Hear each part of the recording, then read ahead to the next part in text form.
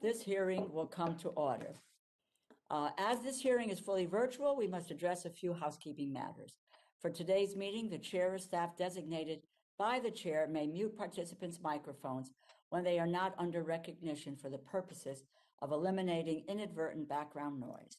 Members are responsible for muting and unmuting themselves. If I notice that you have not unmuted yourself, I will ask you if you would like the staff to unmute you.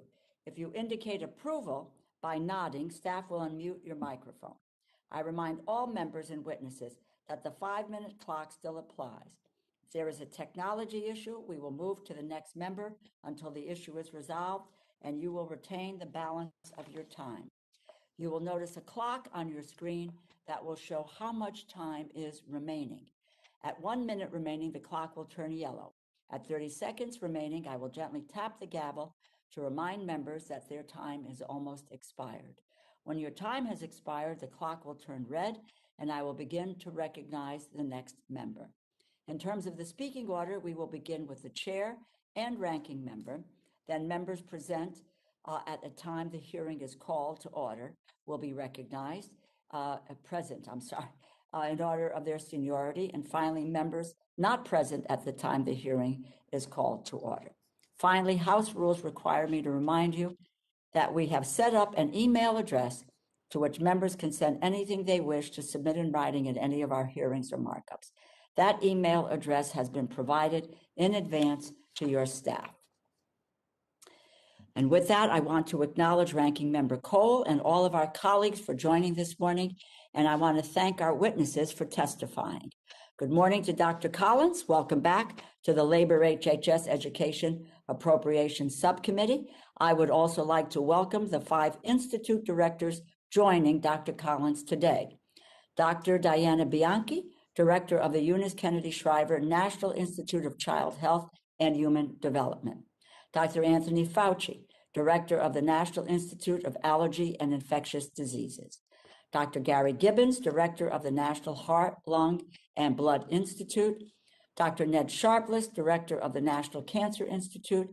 And Dr. Nora Volko, Director of the National Institute on Drug Abuse. I want to note that I intend to invite an additional panel of Institute and Center directors to testify in front of the subcommittee later this year. We were not able to hold a second panel last year due to the pandemic, but I want to make sure the subcommittee hears from every institute about its promising research. The last time Dr. Collins and the IC directors were here to testify on the National Institutes of Health budget was March 4th, 2020. There were 128 newly reported COVID cases that day in the United States, which more than doubled the total number of cases that had been identified to date. Later that day, the House would pass the first COVID supplemental bill, which included over $800 million to support NIH on basic research, diagnostics, treatments, and vaccines for COVID-19. Today, over 14 months later, the Congress has provided over $4.8 billion to support NIH research related to COVID. Based in part on these investments and the partnerships with other agencies and the private sector, 3 COVID-19 vaccines were developed in record time and are now widely available in the United States. And nearly 300 million vaccine doses have been administered, including nearly 4 million in my home state of Connecticut.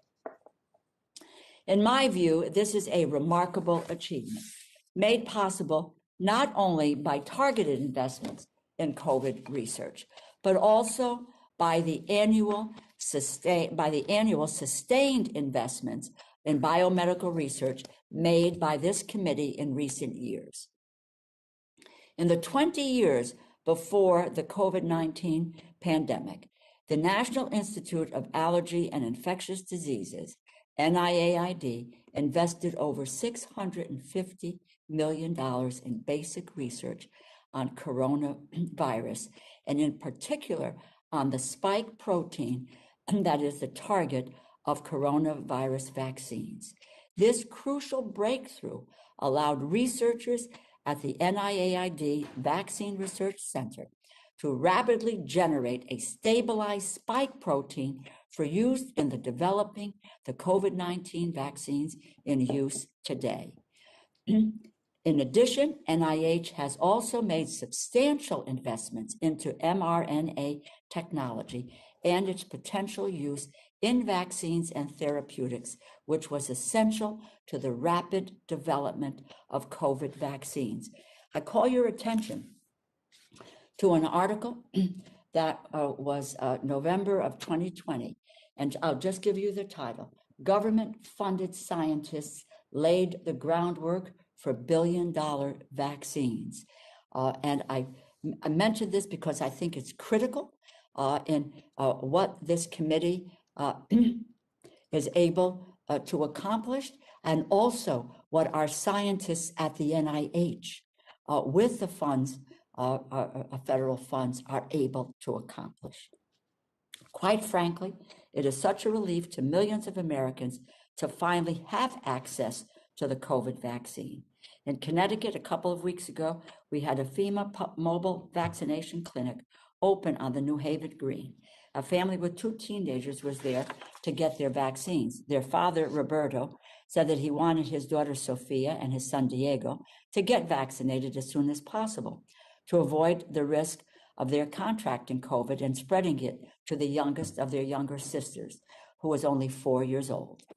After receiving her shot, Sophia, who was 16, said, and I quote, "Now I am vaccinated, it means I won't be afraid to get COVID-19 as much as I was before."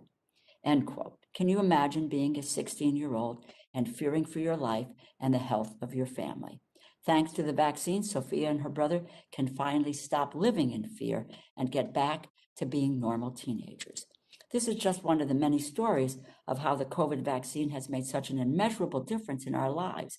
None of it would have been possible without the increased funding that Congress has consistently provided for the NIH. And I am proud that we have increased NIH funding by $12.9 billion, 42% over the past 6 years. And this support has been bipartisan from this subcommittee. Last year, the Congress provided an additional $1.25 billion increase over the fiscal year 2020 level for the NIH. I am pleased to see that President Biden's budget requests to continue the momentum in fiscal year 2022.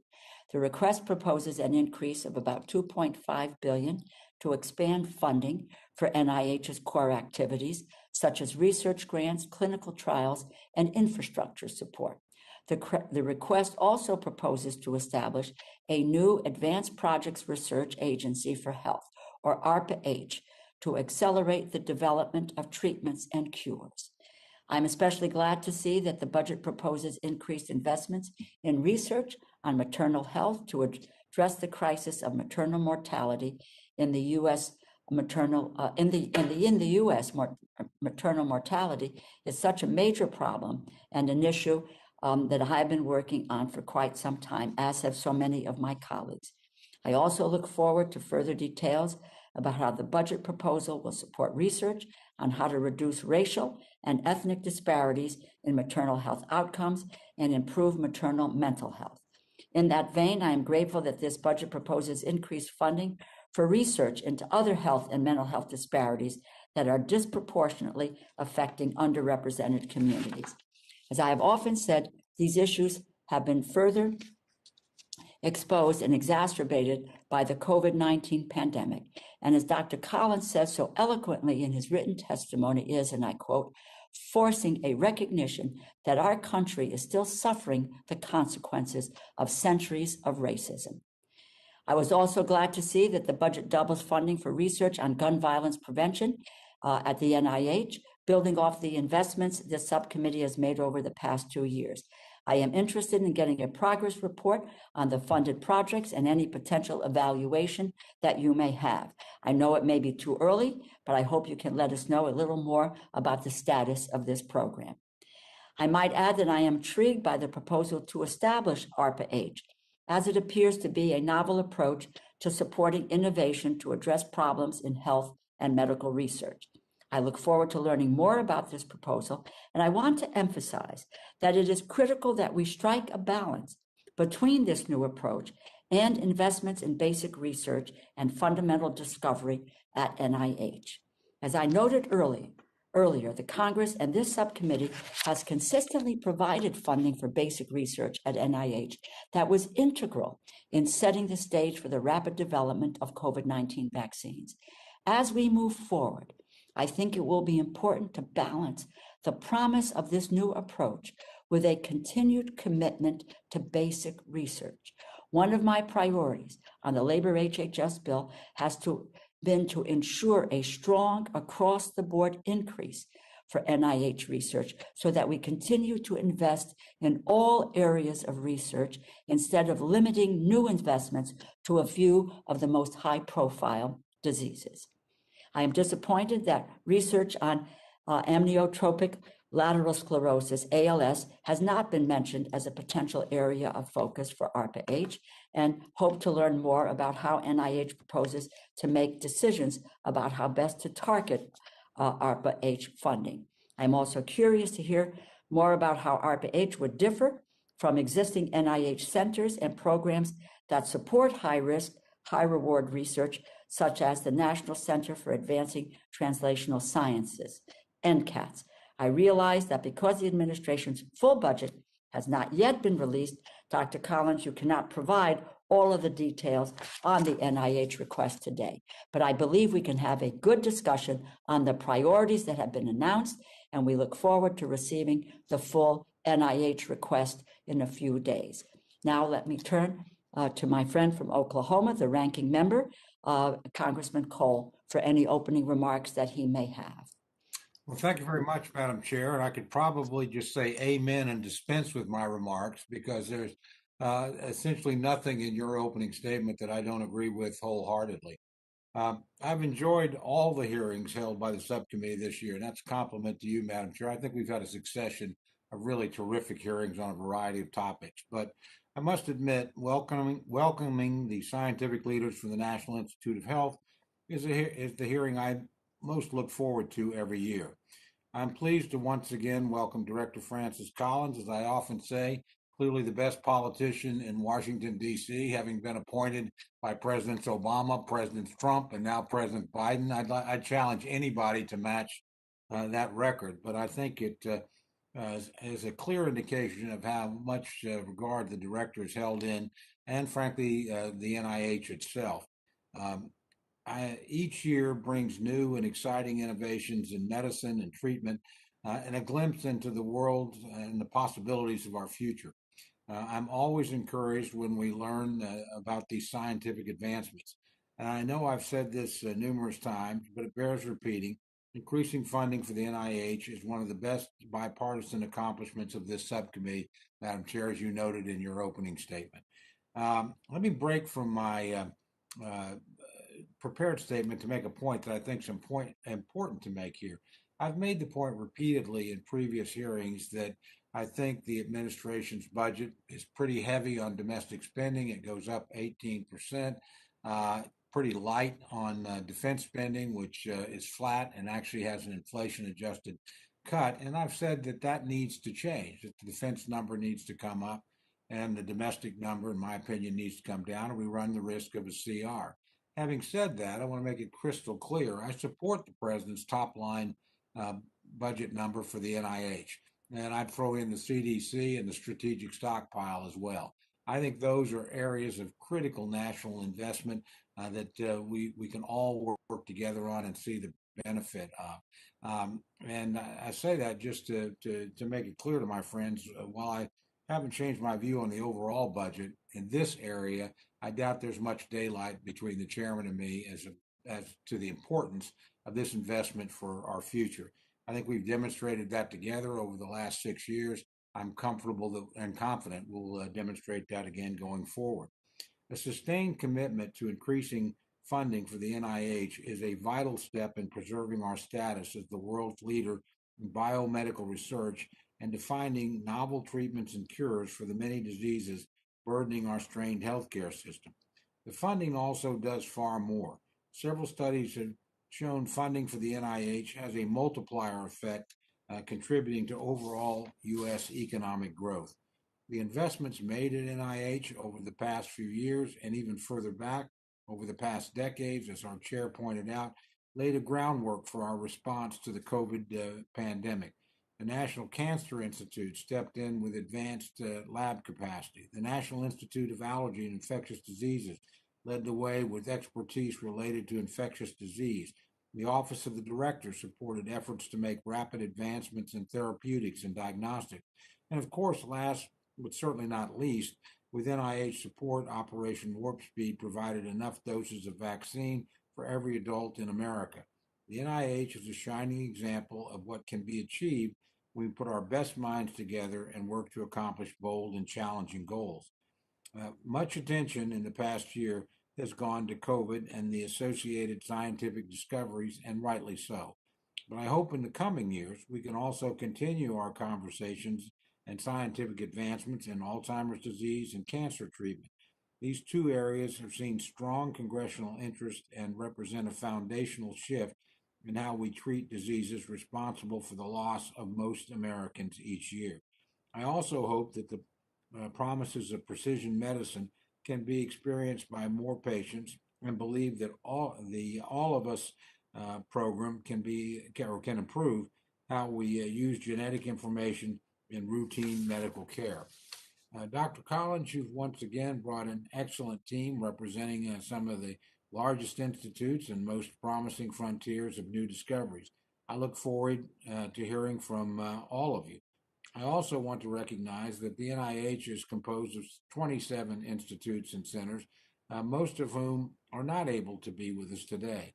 Even though we are not able to have each director come before us, our offices continuously hear about the groundbreaking work and collaborative partnerships at all the NIH components. We know that work is done across the NIH and that each institute or center is a contributor. In closing, I want to stress each dollar invested in the NIH is a down payment on our future. This work has in the past and will in the future continue to improve the course of disease detection, treatment, and even cures in the years and generations to come.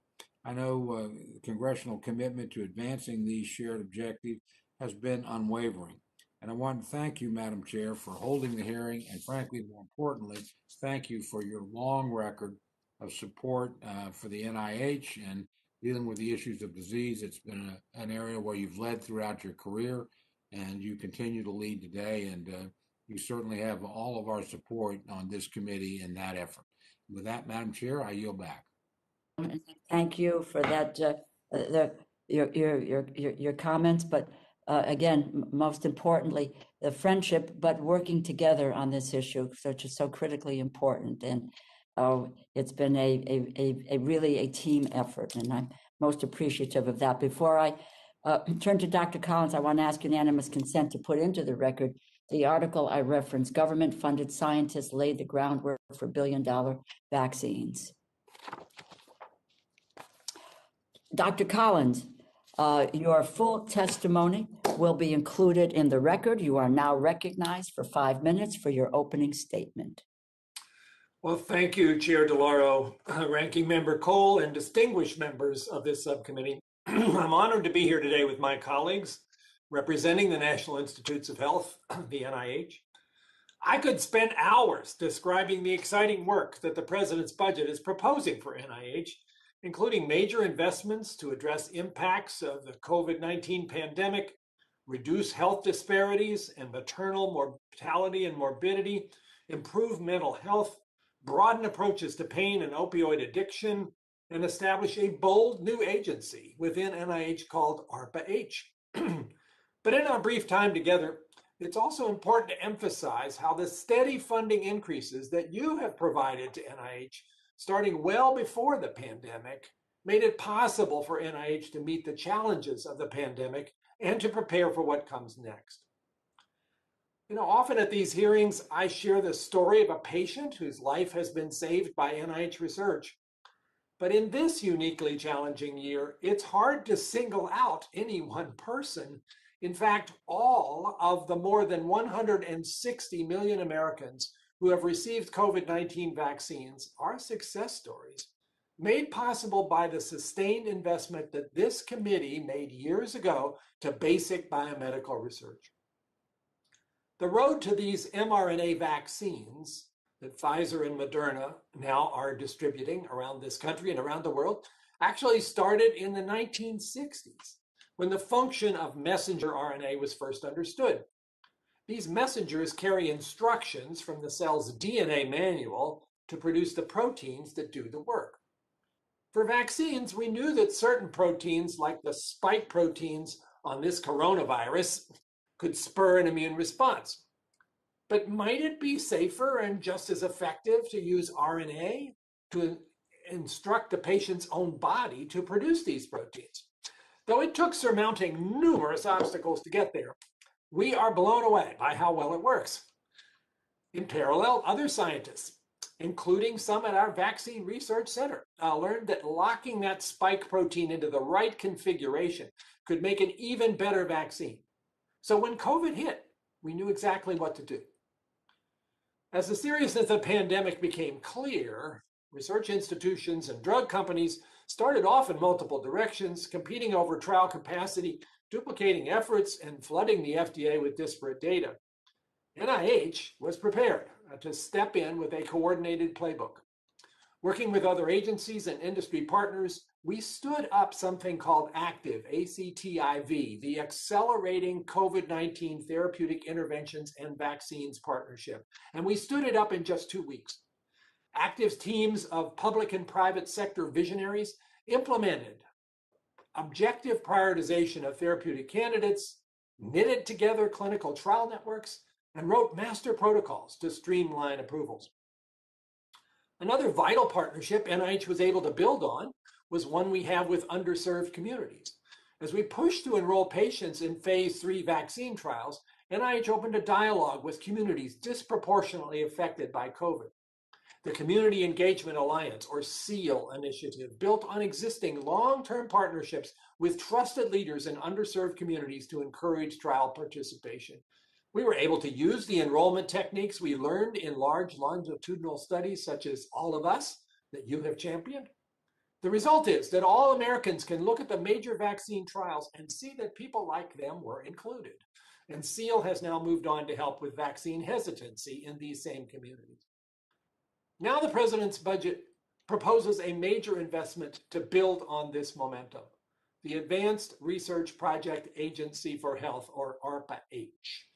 This new agency within NIH will catalyze novel strategies to speed transformational and innovative ideas. Ideas like simple blood tests to detect free-floating DNA or protein markers that signal a cancer is growing somewhere in the body. Maybe a microneedle patch that delivers a vaccine to hard-to-reach communities in the mail. Or using an innovation funnel to recruit, test, and scale up new technologies for ambulatory blood pressure measurement with the potential to transform the management of hypertension. Those are just 3 of the bold ideas that ARPA-H could tackle, but they're not science fiction. With standard approaches, they might happen in a decade or 2. With ARPA-H, it could take half that time. The president believes that with your help, we can learn from the lessons of the pandemic and transfer this scientific momentum into big improvements in the health of all Americans. I do too. My colleagues and I would be pleased to answer your question. Thank you. Thank you very much, Dr. Collins. I just want to say I sometimes make reference to this panel when you come up, and I use my, the Yankee baseball team of talking about the power and the hitting power of Murderers Row. But today I want to just talk about Healers Row and really extraordinary work that has translated to the benefit of so many and have already saved so many lives. So thank you for the work that you do. I want to, I know that you can't share so many details about the structure of ARPA-H.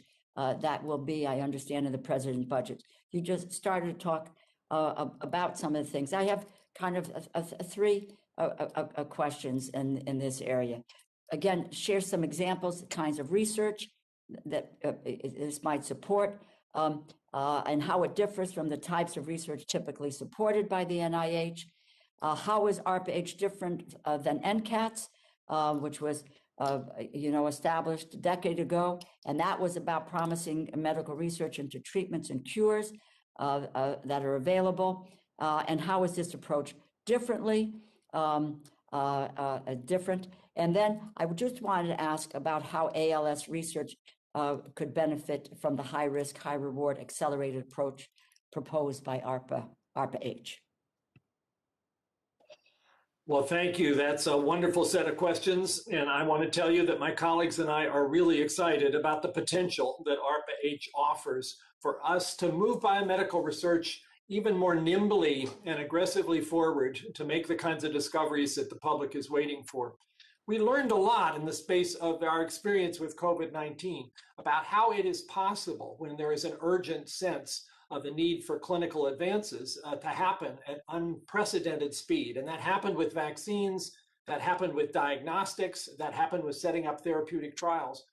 And from that, we have gathered the general sense that this momentum ought not to be lost.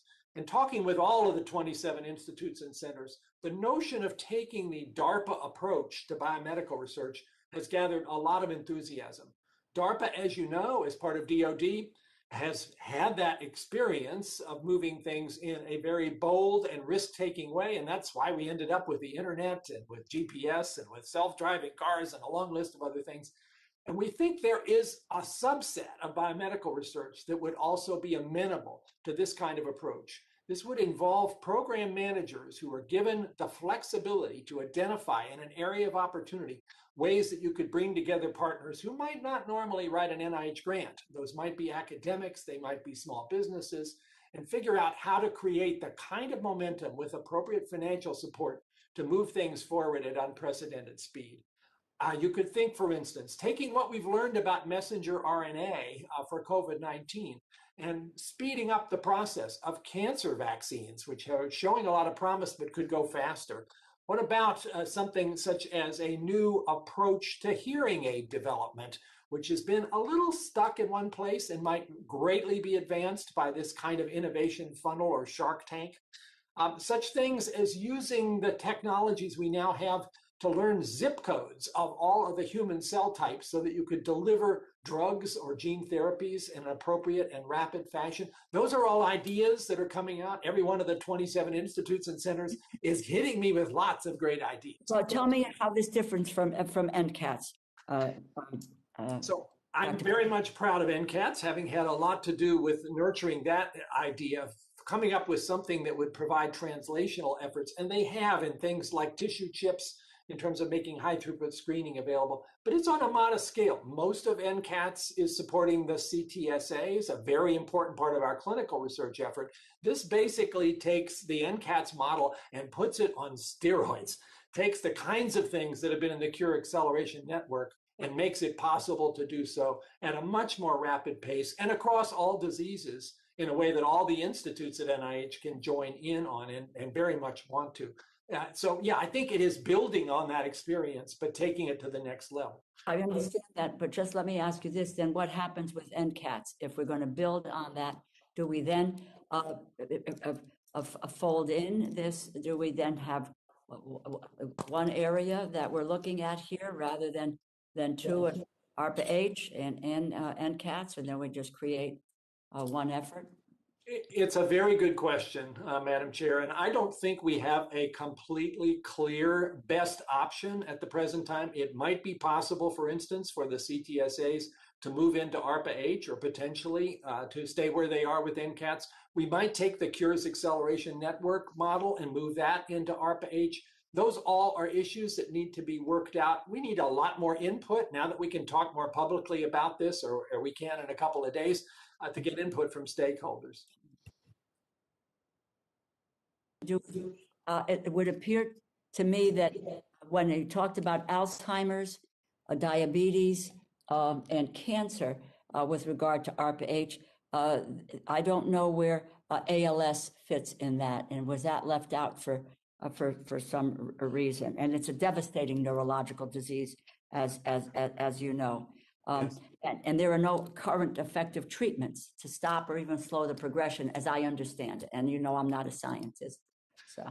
So if I may, I know the clock's run out, but just very quickly, cancer, Alzheimer's, and diabetes were put forward as examples of common diseases that ARPA-H could work on, but the intention is for this model to be applied to all of the diseases that are ready for this scientifically. And I think ALS is a great example. Already had conversations with the Neurology Institute about an ARPA-H project specifically focused on ALS, recognizing that we are learning some fundamental things about what happens to the motor neurons in the spinal cord that could, with a crash program, be advanced much more quickly to understand the pathogenesis and ultimately new approaches to therapy using such things as RNA approaches. So I think it's a great example, Madam Chair, of what we could do that we currently can't quite do with this new mechanism. Thank you, and I will have questions for Dr. Fauci and Dr. Gibbons, but with that, let me yield to the distinguished ranking member of the committee, Congressman Cole. Thank you very much, Madam Chair. And I want to build on your line of questioning because as I said in my opening remarks, look, I'm very supportive of the president's top line proposal here. As a matter of fact, I'm pleased to have a president who set out a marker. With all due respect, the last two, this committee went well beyond what was proposed here. And so it's nice to have a partner at the other end of Pennsylvania. The value of this investment, I think, in the same way the chairman and I do.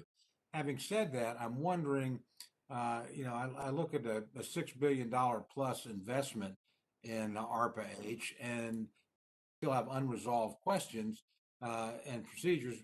Would it be better to start with a more modest investment? DARPA itself is about $3.8 billion, and plow the rest of that money into our normal research. Again, I'm not arguing for a reduction in total spending.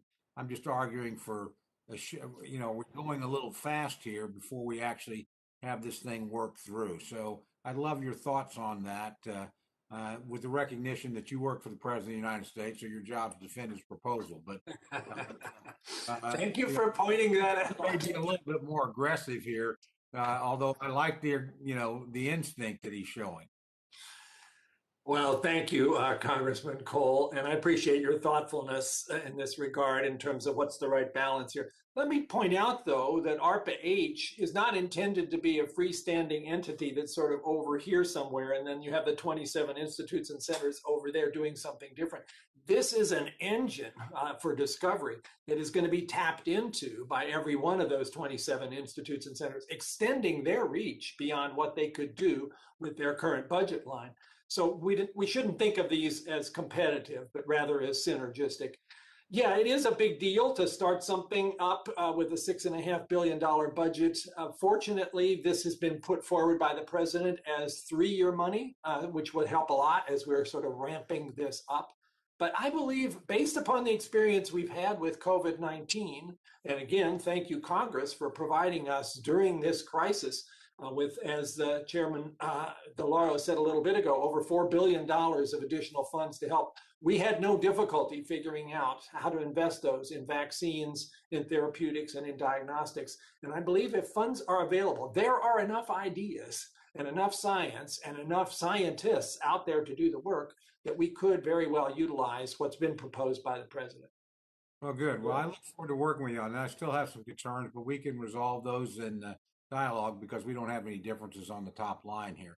Let me turn to Dr. Sharpless, if I may. And, one of the more both impressive and challenging problems we've had is there's been so many wonderful proposals in the area of cancer research in recent years. And, while we've steadily pushed up the number of money at NIH, it seems to me we've had a hard time funding all the good proposals in front of us in terms of cancer. It seems to be a lower percentage of grants funded than in most of the other areas. So could you sort of bring us up to date where we are in funding good science and give us your thoughts as to what else we ought to be doing to make sure that we're not leaving good ideas on the table in terms of cancer research? Yeah, thank you, Representative Cole. It's a really important topic. And, I think the good news to start off with is that thanks to the support of this Appropriations Subcommittee, we have had the ability to increase our pay lines and success rates, these metrics we follow, which had gone down to very low levels because of the dramatic increase in applications to the National Cancer Institute. So applications were up 47% since 2013, and that's hard to keep up with. So I think our pay lines, one metric we follow, nadir'd at 8% and are now up to 11%. So that is a 35% increase in the last 2 years, which I think is good progress. But that's still a pretty low support rate. I think we would like to get to a number that would be more like 15th percentile, which would match sort of the rest of the NIH a little more closely. As you know, there are a lot of important things we support outside of that pool that we have to fund as well. So I think that this is a good problem in some ways. It says there are a lot of scientists coming to the NCI with ideas that are very, very valuable, and we need to be able to get to them all. And the support of this subcommittee has been very important in the past, but I think that's still an area where our pay lines are still too low. Well, we don't have a lot of time left, so I'm not going to use all mine, but I want to say I'm glad you're back at the NCI after your stint at the FDA. I know you did a great job there, but we really like you where you're at and appreciate the job that you've done. I got a lot of questions like you do, Madam Chair, but I will hold them for the next round, and I yield back. I thank the chair, and I appreciate that question to Dr. Sharpless. It is a question that I had as well, so thank you very, very much. I say that to the ranking member. Now, Congresswoman Roybal Allard. Thank you, Madam Chair. And let me begin, Dr. Collins, first of all, by joining my colleagues in thanking you for the incredible work that you do. However, I would like to address my questions with regards to the ECHO program.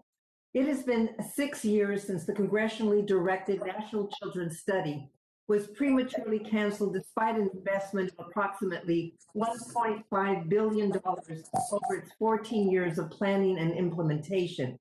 At the time of its termination, without informing Congress, this subcommittee was guaranteed that the newly developed environmental influence on child health outcomes program would make use of the existing maternal pediatric cohorts that were recruited to the National Children's Study.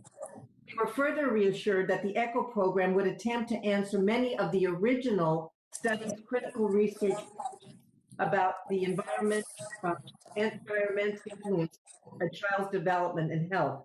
We are now 6 years into what was designed to be a 7-year program, and it is my understanding that over 57,000 children are being followed in longitudinal cohorts to study factors affecting child health in the areas of pregnancy and birth, respiratory integrity, obesity, neurodevelopment, and well-being.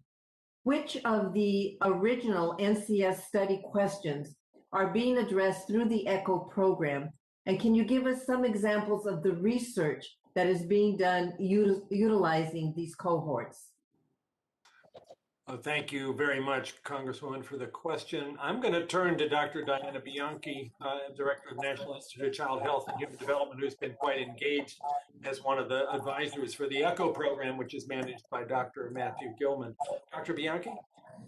Thank you, Dr. Collins and Representative Roybal Allard. As you know, the ECHO program brings together 72 different cohorts, and they're currently doing observational studies on over 50,000 children. One of the most impactful studies that has recently been completed has looked at women entering pregnancy and looking at the connection between a healthy weight in the mother or the pregnant woman and eating a healthy diet during pregnancy. And that has resulted in a statistically significant decrease in the rate of preterm birth. And interestingly, it was significant in both Black and white women because Black women do have a higher incidence of preterm birth. So that is quite impactful. In addition, NICHD is working with the ECHO program on an interventional study using the IDEA States Pediatric Clinical Trials Network, which is part of the ECHO program. And we are working together to provide comparative effectiveness studies to determine how best to treat neonatal opioid withdrawal syndrome. So these include a pharmacology-free intervention, which is eat, sleep, and console the babies, as well as a weaning trial. And we have trials planned for the future to look at buprenorphine in infants. Okay. I have several questions regarding this program, but I'll just go to my last question because time's running short.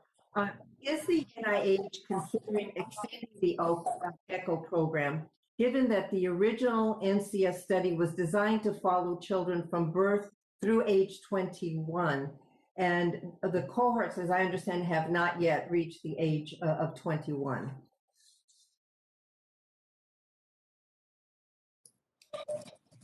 Dr. Collins, do you want to answer that since the program is in the Office of the Director? Sure. No, I think that's a very important question. And we do want to fully realize the potential of this very important cohort of over 50,000 kids. And obviously the time is about right in the course of the next year to figure out exactly what that future course will be. We have engaged internally in some deeper discussions about that and would like to get back to you, Congresswoman, about possible paths that we might take this forward. But I do want to endorse how critical we see the ECHO program is for answering all those questions that you and we are quite concerned about. Okay. Well, I hope it will continue because, as you know, the purpose was to evaluate the effects of chronic and intermittent exposures on child health and human development in the United States. And it would actually be the first study to collect this broad range of environmental exposure measures for a national probability sample of 100,000 children followed from birth or before birth at age 21. And this is extremely important for communities such as the one that I represent, because it looks at the disparities of children in rural and underserved communities, which often have greater health issues and problems. So I'm hoping that you'll find a way to continue this program because, as you said, is extremely important. I yield back the balance of my time. Congressman Harris. Thank you very much. And thank you all for being here again this year. You know, one of the things that we have to do is, though, provide some oversight of the monies that have been appropriated to NIH. And for instance, this morning's front page story in the Wall Street Journal is the Wuhan lab leak debate. So this continues in the to be discussed. And I just would like Dr. Collins, maybe just a couple of clarifications. I understand we did not directly fund the Wuhan Institute of Virology, but my understanding is we did send about $3.7 million in grants to EcoHealth Alliance, of which $600,000 went to the Wuhan Institute of Virology, to various studies there. Is that true?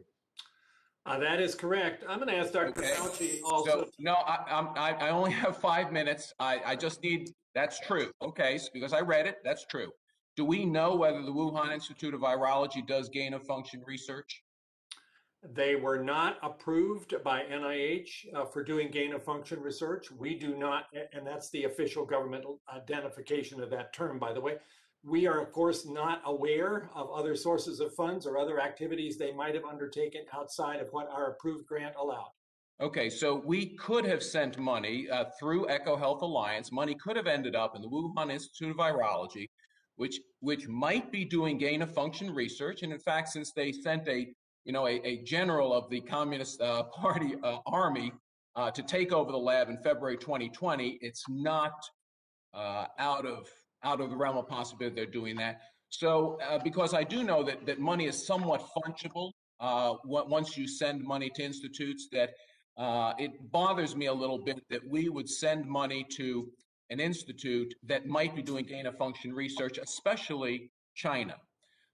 Do we send any money to any sub-agencies or sub-grantees that could be sending money to Russia? I don't know the specific answer to that. I think we have in the past, and I don't know whether we currently do or not. Okay, and we will submit it as a QFR if you could get back to us about that. Now, in Nature.com, a publication occurred in last September about the development of humanized mouse and rat models with full-thickness human skin and autologous immune cells. Dr. Fauci, this was funded out of the NIAID. It involved scalp skin transplants from 18 to 20-week aborted fetuses.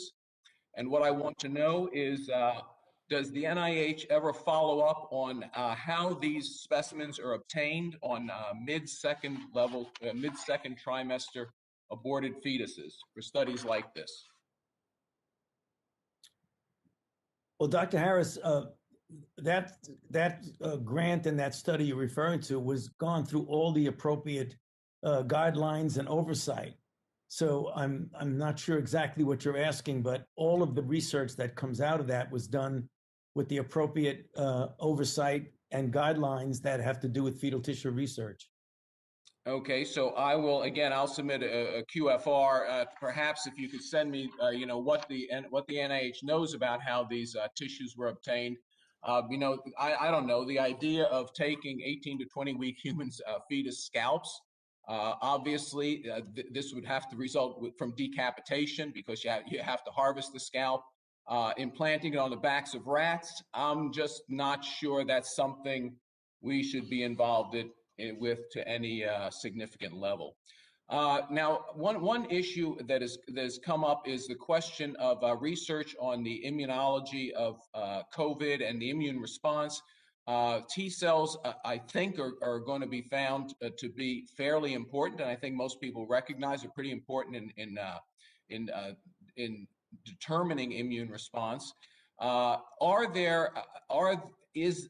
Would measuring T cells and T cell immunity, especially in people who've had the disease, would that be of interest? And if so, is the NIH urging the FDA to promote the EU emergency use authorization for T cell testing, which is not widely available, but may be very useful in informing us about the immune response? Dr. Collins?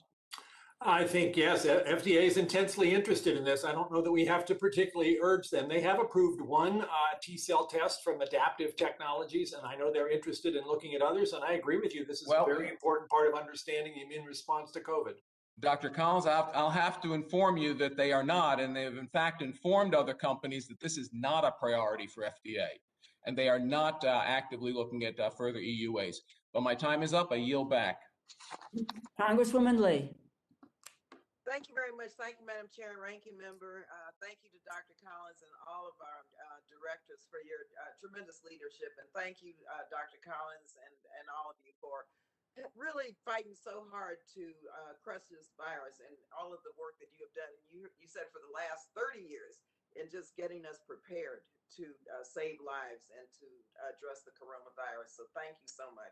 Let me ask you, Dr. Collins, we've talked a little bit about the continued commitment to address disparities of Black men and women in science and medicine.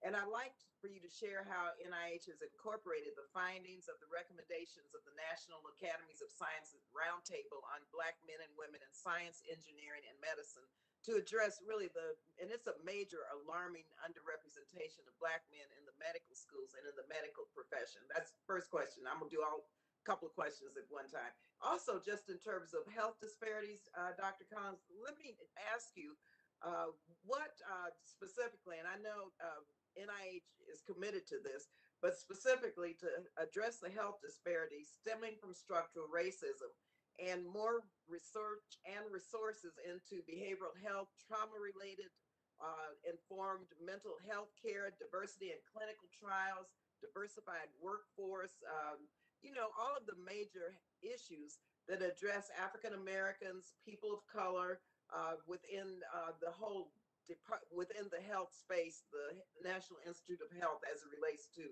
dismantling structural racism and building systems which include equity and justice.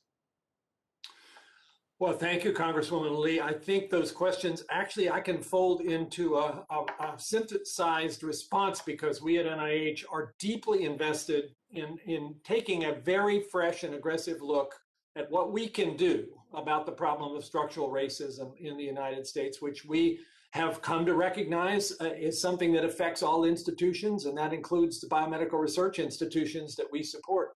And I have to recognize this is the one-year anniversary of the killing of George Floyd, which I think was a very significant event for many people who had somehow imagined that we were past the point where racism existed in this country. And we at NIH took that and other episodes like that very seriously and have formed together an effort called Unite, UNITE. There are 5 groups in Unite, each of which has a specific focus. One is on the workforce, and you specifically have highlighted the problem about the diminishing numbers of Black men going into medicine and medical research, and that is a concern. But frankly, we have a much broader set of concerns. When you look at the diversity of our workforce, it does not look like our country. We have worked hard on that, Congresswoman, and we have made some progress if you look at the numbers of those who are applying for grants and getting funded, but we're still well short of where we need to be. We aim with this Unite initiative to make a much stronger push in that direction, both in terms of recruiting and retaining, because it's one thing to recruit Black men into medical research. It's another if they find an environment that is not welcoming and then they don't stay. And we have to work on that part as well in terms of our whole culture, our whole environment. And then when it comes to health disparities, we are aware of the fact that health disparities are oftentimes based upon deep-seated structural racism in our environment, in our culture, and it is not sufficient for us to categorize the various factors. We need to invest more in interventions to see how those can be changed. We have announced a common fund program of $24 million. It's already out there to do transformative research on health disparities. And we have a joint funding announcement that now involves a whole bunch of institutes led by the Minority Health and Health Disparities Institute that is putting another $30 million into research in FY22 on this very topic. We will be publishing in the fairly near future a broad description of this Unite initiative that I think all of the members of this subcommittee will be interested in. I just want to tell you personally of the things that happened in 2020, COVID-19, well, yeah, we'll all remember that. But I think we also have this wake-up call that we have to address this issue of structural racism, and my colleagues and I are determined to do so in a bold, energetic, and determined way. Thank you so much, Mr. Collins, Dr. Collins, and we'll follow up on the specifics in terms of the budget. Very quickly, Dr. Fauci, good to see you. HIV and AIDS. We know you recently as the, addressing the COVID-19 virus, but you played such an important role in HIV and AIDS early on. How far backwards have we gone now as a result of the COVID virus, and will we achieve an AIDS-free generation?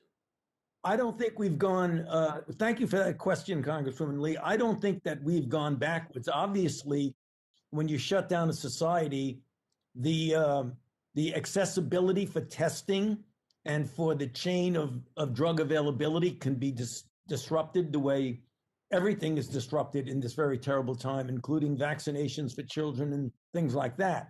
However, there have been a number of really important advances that have been under the radar screen with regard to HIV and AIDS. For example, the demonstration that cabotegravir, the long-acting injectable, can be very adequately used for pre-exposure prophylaxis, which I think is going to increase dramatically the adherence to that.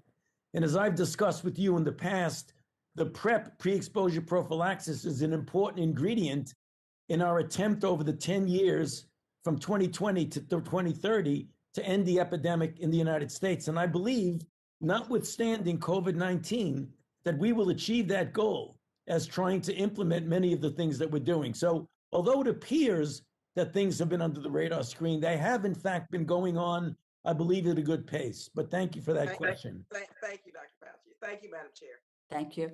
Congresswoman Herrera Butler. Thank you, Madam Chair. And like everyone else, this is probably my favorite hearing of the year, just getting a chance to talk with really the world-class experts on just about everything. I have a few different questions. The first one, Dr. Collins, I think would be for you. Last year, I requested that NIH develop a comprehensive pediatric research agenda to study the impacts of COVID-19 on children and to report to this committee in 120 days. And I wanted to ask about the status of that report and what are the NIH's maybe preliminary findings and plans for this research agenda. Well, it was a very appropriate assignment to give us because we know that children have been affected significantly by COVID-19. They can get the illness. They can have this strange and somewhat unusual outcome of MISC, multi-system inflammatory syndrome of children. They also can get long COVID where they don't seem to recover. And we have a big effort on this. Actually, if I may, I'd like to call on Dr. Bianchi, our pediatrician, who can tell you a bit more about what we have been doing. Great. And I apologize. I have a couple questions I'm going to fit in here. So. Okay, I'll try to be brief, but as you know, almost 4 million children have had positivity for SARS-CoV-2. The critical question is, of those children, most of them are going to be mildly affected, but who's the 1 in 1,000 who is going to get very sick with multi-system inflammatory syndrome in children, requiring perhaps an ICU stay and perhaps serious illness and death? To address this through the RADx-RAD program, which is developing radical approaches to testing, we are leading a program, a trans NIH program called Prevail Kids, which comprises 8 different programs that are all taking a different piece of the pie and are looking at children who, for example, come into the emergency room with a fever. Do they have COVID? Are they going to be at risk for MISC? And all of these different programs are taking biospecimens and using bioinformatics to predict who is going to get sick with MISC and then possibly the long COVID. So that do we have that preliminary information? Do we have some answers on that? No, the program has started within the last few months. Okay. Okay. I'm interested to be kept abreast of that. Thank you, Dr. Bianchi. You know, I read something earlier this week about how 16-year-olds, I think it was with Moderna shot, after 4 days show an enlarged heart. I've seen other things about different kids and how it impacts them. And I cannot stress enough how important I think it is that we turn our attention to the children as it relates to the pandemic. One of the things I do have some challenges with, you know, my 2-year-old just hopped on my lap and she hopped off. You know, the mental health and developmental issues that these kids have been through in the last year. Like, I took my youngest, to Costco. She hadn't been in a big box store. It kind of flipped her out, seeing that many people. That's a small thing, right? I think about telling a 2-year-old who maybe is in daycare, you have to wear a mask now all day long, and all the other kids have masks. There's learning and speech developmental issues. There's interaction. So my 2-year-old doesn't speak very much yet. We read a ton to her, but so much of what we do is nonverbal. In fact, most communication is nonverbal anyway. I'm really concerned that now that we've reached this point where you can get a vaccination if you want one, that we're further putting the burden on children to keep the adult population safe by telling young children indoors, outdoors, you're going to mask. While everybody else is now feeling the sense of freedom, we're putting more of the burden on kids who have, I believe, borne the disproportionate share of this, whether it's school and learning loss, mental health, possibly domestic violence, you know, all these different things that we're not going to know we're going to know in the next 10 years. I was hoping someone could speak to that. The mask mandate for children that age at this point,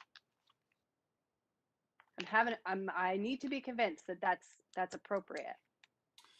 Thank you for that question and those observations. I think we're all really concerned about this. People sort of shrug and say, well, you know, kids are resilient, but wait a minute, this is really an incredible, unprecedented challenge to their life experience. The National Institute of Mental Health has recently issued that we are asking for grant applications to look specifically at the mental health consequences of COVID-19 for children. What has it meant for them to be out of school, which is normally the place where a lot of socialization and education happens, for this prolonged period? And what about this issue of being fearful of an illness that might actually affect your families, might suddenly be blamed on you if you were the one who happened to bring the illness in? I totally am with you here. There's a lot of unanswered questions. We are going to be studying that, I think, with some considerable intensity, and hope that we can provide some better answers about how best to help. Can we be updated? Can the committee, I know I'm done with my time, can we be kept abreast? Absolutely. Thank you, Madam Chair. Congressman Cocan. Thank you very much, Madam Chair, and thanks to everyone for being here. I completely agree with Representative Ferrera Butler. This is my favorite hearing of the year as well. I have tremendous respect for every single one of the witnesses here, and thank you for all the incredible work you do every single day for all of us. I just wish we could direct more of the Department of Defense funds to the defense that you're doing for this country and the defense that we needed to do so much in the last year around things like COVID-19. I have lots of questions, but I do want to give you a chance, Dr. Collins. I think you were trying to pass a question to Dr. Fauci about the Wuhan lab. I heard lots of things like could, might, and not out of the realm of possibilities, really hard evidence there. I believe there is some white whale narrative changing trying to occur. But if you wanted to have Dr. Fauci answer that briefly, because I do have a lot of questions, I would be glad to give some time up for that. Dr. Fauci, please. So what is the question, Congressman Pocan, please? What specific question do you want me to answer? Well, I believe the question Dr. Harris was asking is, did we fund COVID-19? My bad. I'm paraphrasing it because we got 5 minutes, but that seems to be the new narrative that's out there, that somehow let's not worry about vaccinating people and getting the economy going. Let's figure out how to somehow say there's a different way this all started. I'm just kind of curious because I know you've had some interviews on this, but you were asked the question, but not given the opportunity to answer. Yeah. Well, thank you, Congressman Pocan. Let me first say that I think one of the things that was perhaps was the subtext of Dr. Harris's question is that why do any research in collaboration with our Chinese colleagues? Well, the underlying reason for that is that we had a big scare with SARS-CoV-1 back in 2002, 2003. Where that particular virus unquestionably went from a bat to an intermediate host to start an epidemic and a pandemic that resulted in 8,000 cases and close to 800 deaths. It would have been almost a dereliction of our duty if we didn't study this. And the only way you can study these things is you've got to go where the action is. So I often say, somewhat tongue-in-cheek, you don't want to study bats in Fairfax County, Virginia, to find out what the animal-human interface is that might lead to a jumping of species.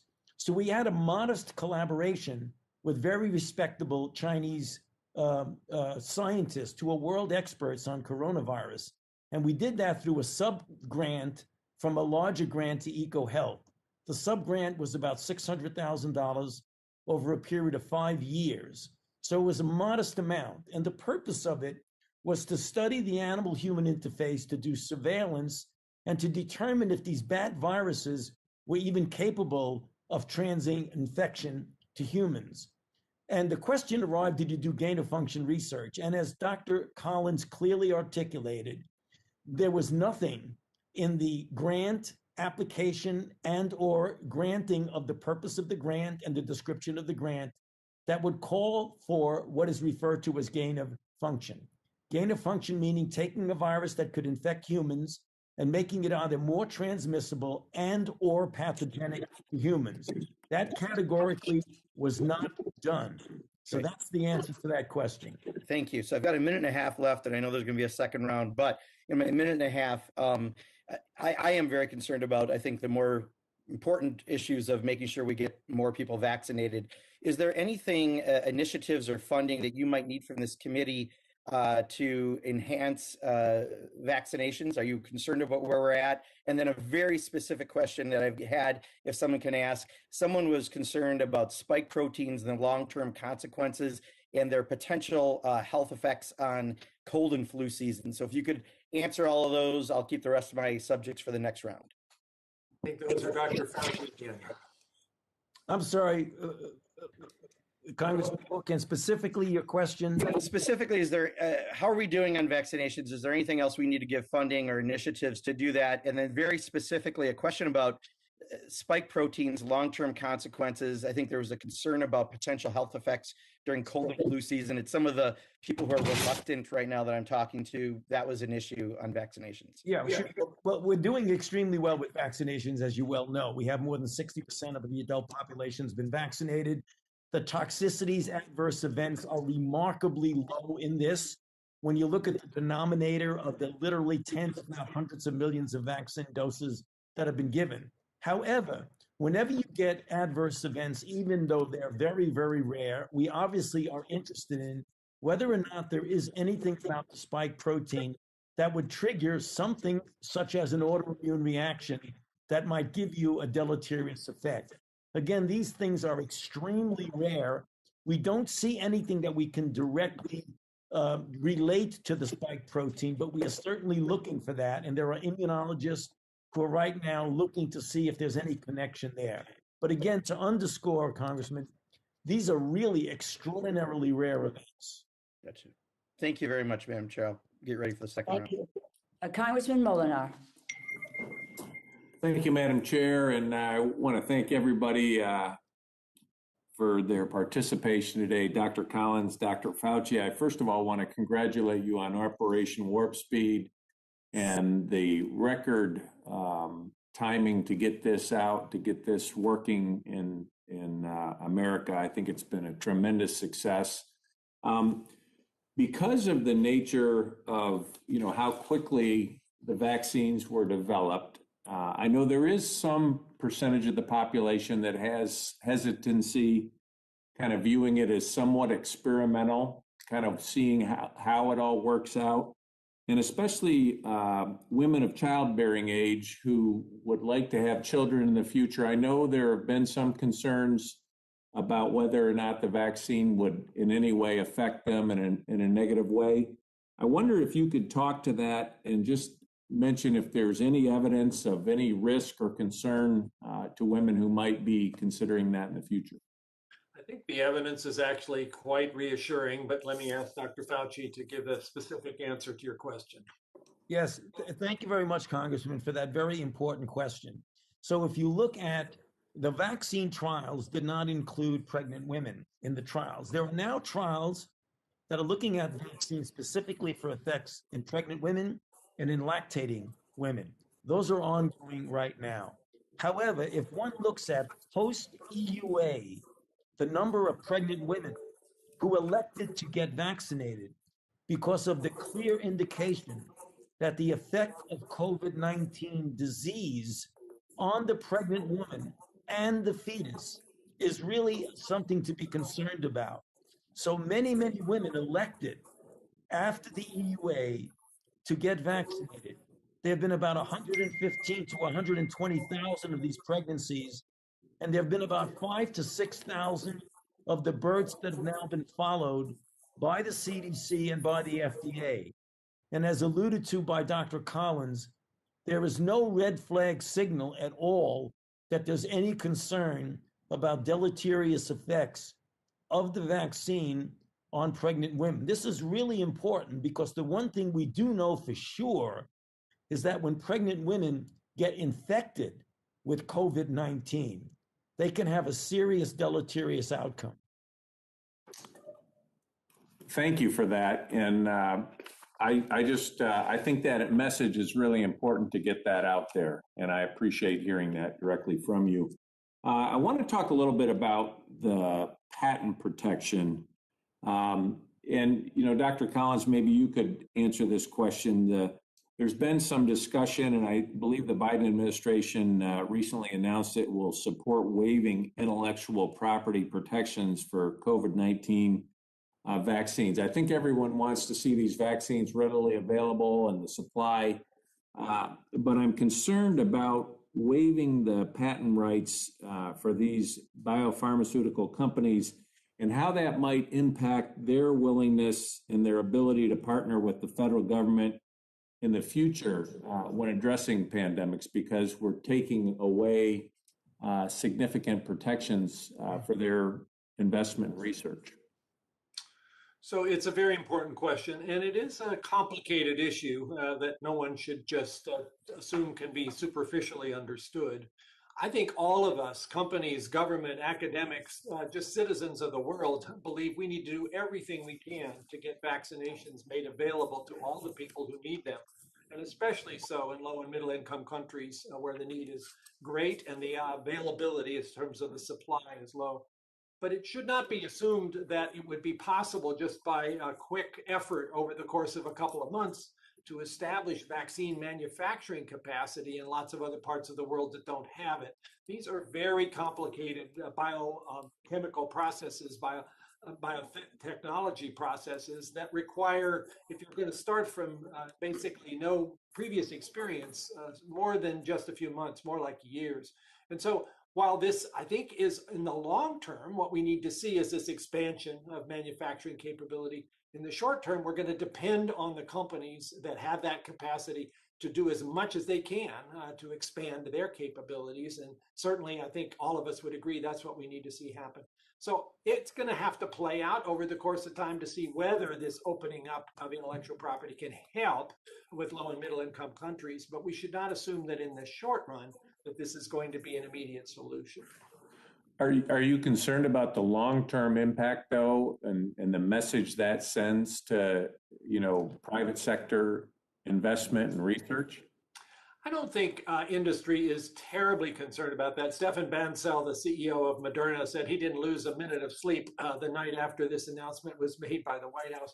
Moderna had already announced they were going to make their intellectual property available to manufacturing capabilities in low-income countries. What's really more necessary than just the IP is the technology transfer capabilities, the skills that have to be transferred, the training that has to be done.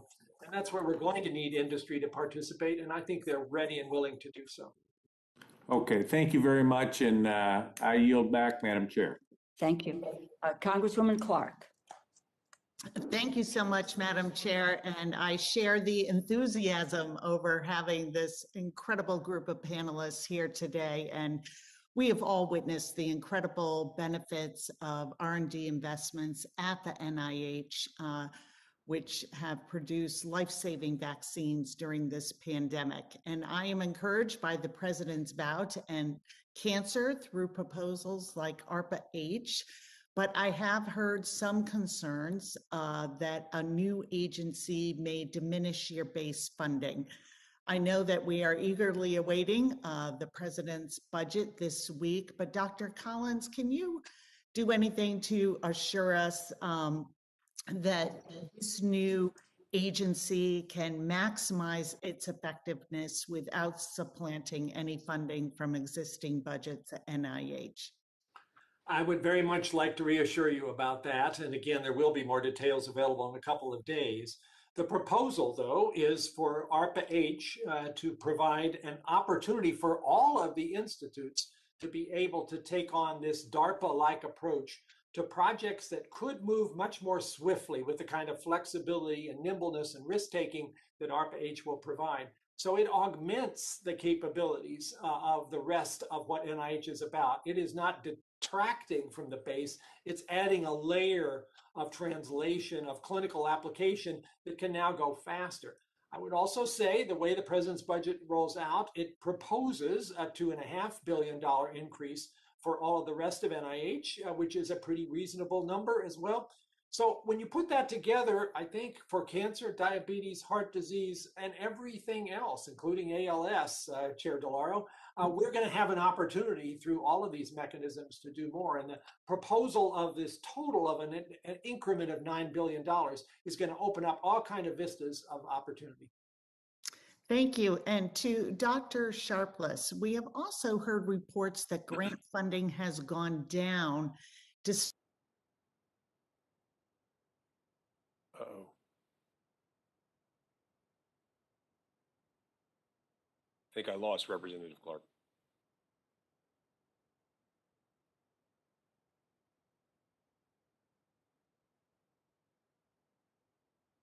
Let's try to find out if we can get Congressman Clark back.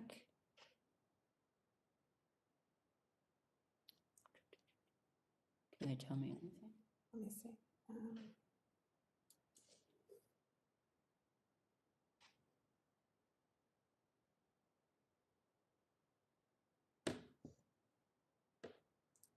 Well, maybe what we'll do is to Go to Mr. Klein. we will come back to Congresswoman Clark.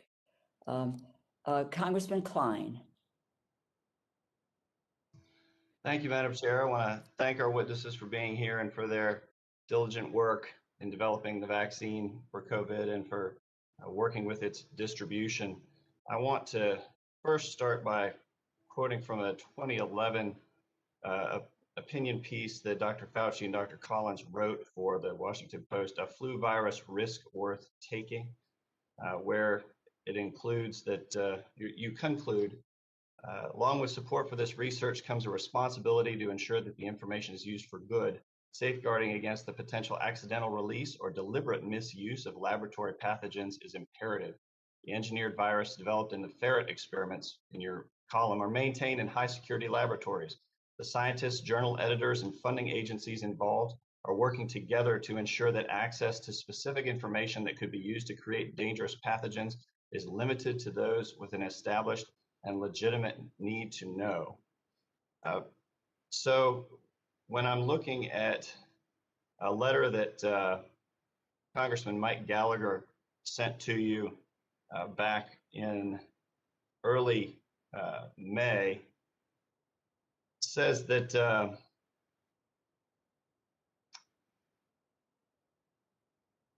that funding for the, sorry, let me find this here, that funding was about $17 million was directed to Echo Health Alliance, and rather than $600,000, much of that was sent to the Wuhan lab.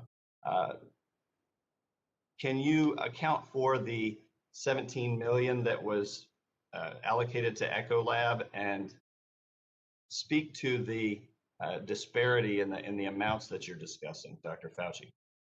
Yeah, Congressman Klein, it is absolutely correct that about 800,000 was allocated, and about 600,000 was spent over a 5-year period, no more than that. That comes to anywhere between $125,000 and $150,000 per year that went into collaboration with Wuhan.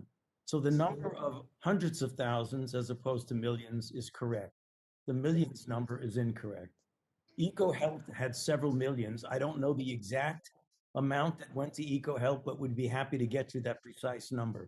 I see it now, 13.7 that was allocated to EcoHealth. 17 projects sponsored by NIAID, providing over 7.9 million in federal awards for the research of viral emergence from bats in Southeast Asia. Echo Health Alliance passed some of its funding to WIV, the Wuhan lab, and in 2020, NIH made efforts to obtain information from Echo Health Alliance about Wuhan lab related to concerns about the origins of COVID-19. It says in your letter to Echo Health, it's our understanding that one of the subrecipients is the Wuhan lab. It's our understanding that WIV studies the interaction between coronavirus and bats. And there are now allegations that the current crisis was precipitated by the release from WIV of the coronavirus responsible for COVID-19. Given these concerns, we're pursuing suspension of WIV from participation in federal programs. It's in the public interest that the NIH ensure that a subrecipient has taken all appropriate precautions to prevent the release of pathogens that it's studying.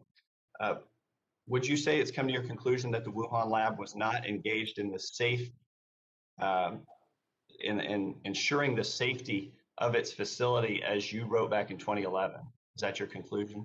I'm sorry, Congressman Klein. I'm not sure what you're reading for. I didn't write anything in, I don't believe, in 2011. You're reading from something that I don't have in front of me. Was that something that I signed? This is an April 2020 NIH letter to Echo Health Alliance. I think that was from Building 1, perhaps, but that's not from me. Okay. That's from Dr. Michael. Let me just go ahead and ask real quick. Have you responded to the letter to Congressman Gallagher dated May 5th, Dr. Collins? There is a draft of that letter that's in the process of going through appropriate clearance and should be received by Congressman Gallagher fairly soon. Have you responded to the letter from House Commerce Ranking Committee member Kathy McMorris Rogers? She's written two, one dated March 18th, one dated May 6th. Have you responded to either of those?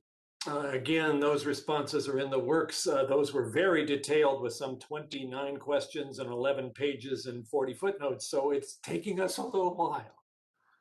All right. And you have a May 20th letter from several senators that is waiting for an answer as well. We do indeed, on similar topics from Senator Johnson and others, and that is also in the works. All right. Thank you. Let me ask, is Congresswoman Clark back on yet? Congresswoman Frankel. Good morning. Thank you, Madam Chair, and thank you to the panel for your great work for saving so many lives. I'm going to start with two questions, somewhat personal. I'm the grandmother of a newborn nursing grandson.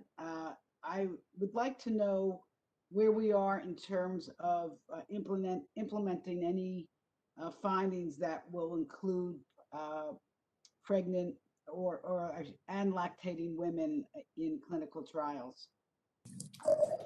Dr. Bianchi. Thank you, Congresswoman Frankel, and congratulations on the birth of your grandson. As you know, one of the goals of the PREGLAC task force was to create recommendations and then create a plan as to how to implement them.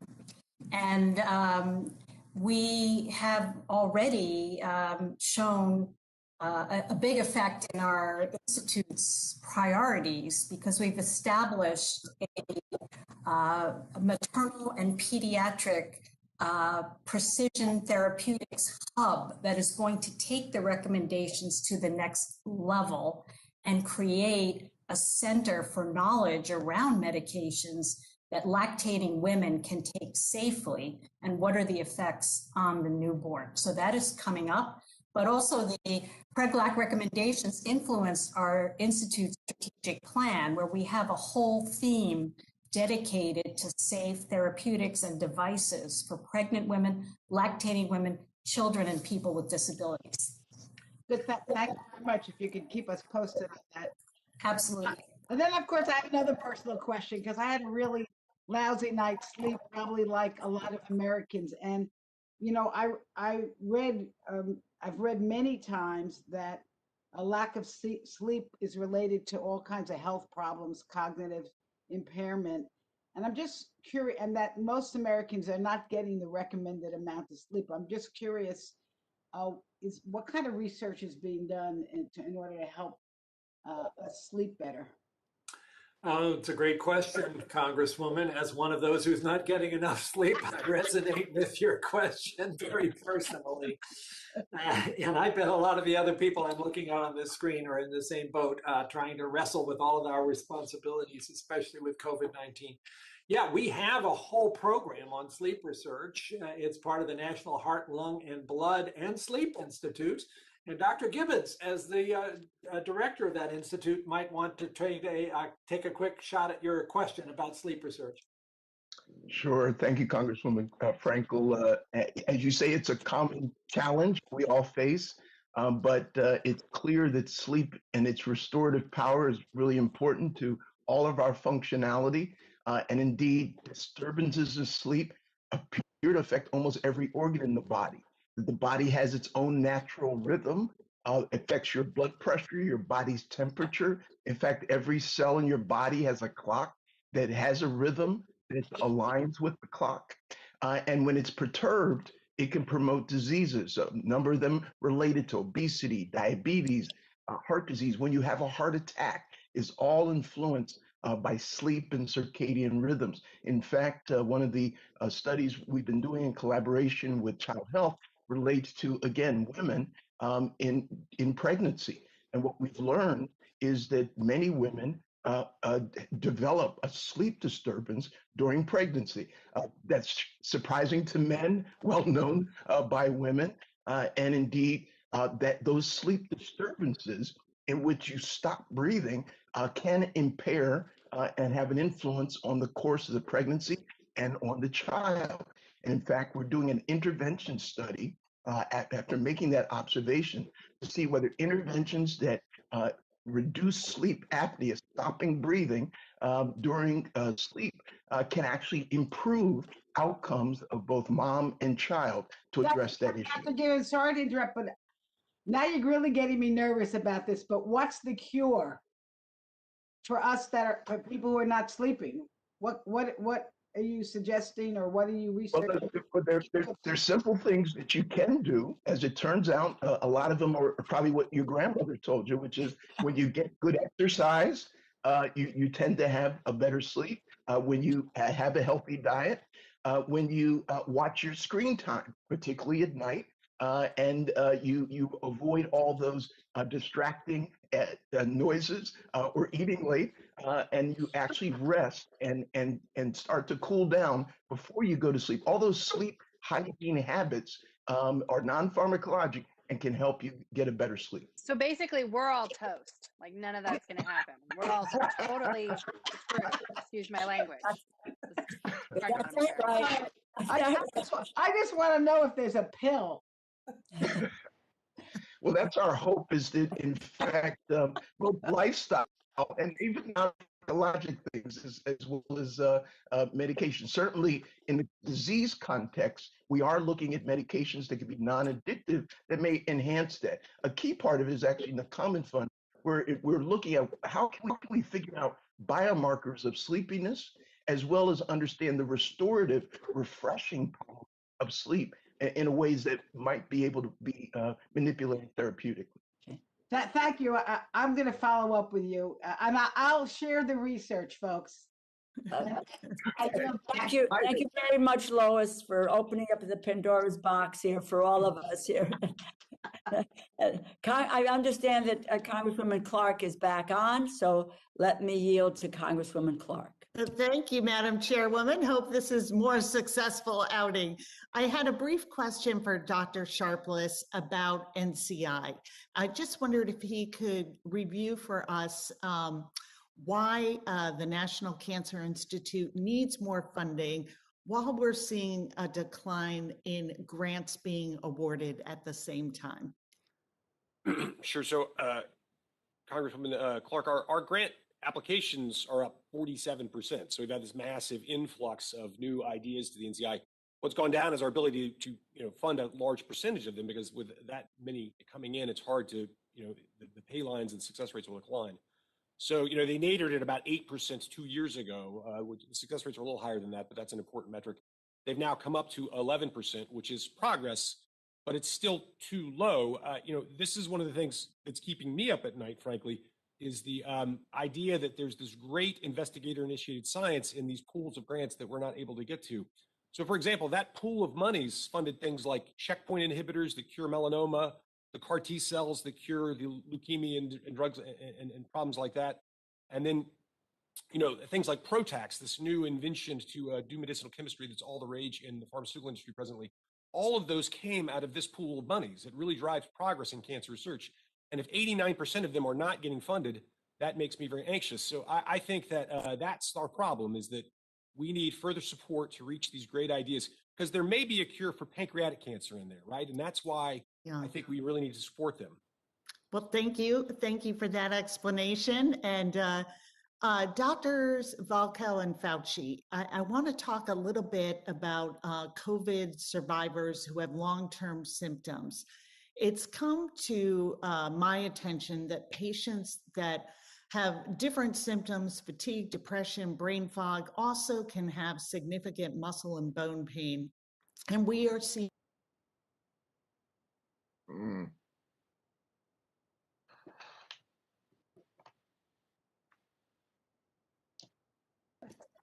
We will get back for a final question. Congressman Bustos. Thank you, Madam Chair. And obviously, if Catherine comes back on, I'm happy to either yield time to her, or I can start all over as well. Dr. Fauci, I'd like to talk with you a little bit about vaccine hesitancy. We've seen the polls out there, the research out there that talks about the top reasons why people aren't taking the vaccine. They want more evidence that it's safe. They don't think COVID will seriously impact them. They already had COVID and have antibodies. I think those are the top three reasons that we're hearing about. This is more prevalent in rural America, much like a congressional district that I serve, very, very rural. Saw also a poll that found that it's 21% of rural residents are saying now that they definitely would not get a vaccine as compared with about 10% of those who live in more of our bigger cities. So what we're seeing on the ground here in the state of Illinois, we have 102 counties altogether. So we've got the 15 least populated counties. 8 of them are overall the least vaccinated counties. And then of the most populated counties, we've got 11 of those 15 that are doing the best. So again, we're seeing this divide on the ground. We're certainly seeing it in the district that I serve. I'm wondering, Dr. Fauci, as a trusted voice in all of this, what do you have to say to the folks who are holding off getting vaccinated for the reasons that I just listed? Well, thank you for that question, Congresswoman Bustos. The answer is the first thing we've got to do is make sure we don't point fingers at them for do that and make them feel guilty about that. But you try to explain to them each and every one of the potential reasons why they feel they don't want to get vaccinated. One of the most common is that this was done so quickly that I'm not sure that it's safe. And that you've got to get trusted messengers out there to interact with them. And when I say trusted messengers, what we've put together is a COVID-19 community core where there have been thousands of trusted messages. They could be sports figures, celebrities in the entertainment business, clergymen we find, and women we find are having an important role in getting out and extending themselves to address each and every one of the reasons. Because if you just take the time to examine those reasons, there's a really logical, firm, scientifically sound counter to each of those concerns, including the safety, including the quickness that it was done, et cetera. The other thing that we have found, interesting, that if you make the capability of getting vaccines to the hesitant people as easy as you possibly can, that mitigates some of the concern. For example, right now in 40,000 pharmacies, including pharmacies that are located in areas that are the rural areas that you're talking about, that anyone can get to a pharmacy within 5 miles of where they are, no matter where they live, that you can go now, walk into a pharmacy. You don't need a computer. You don't need an appointment. You don't need anything. You can just go in and get vaccinated. The same things for mobile units to going into the rural areas when people don't have the transportation capability to get to a place.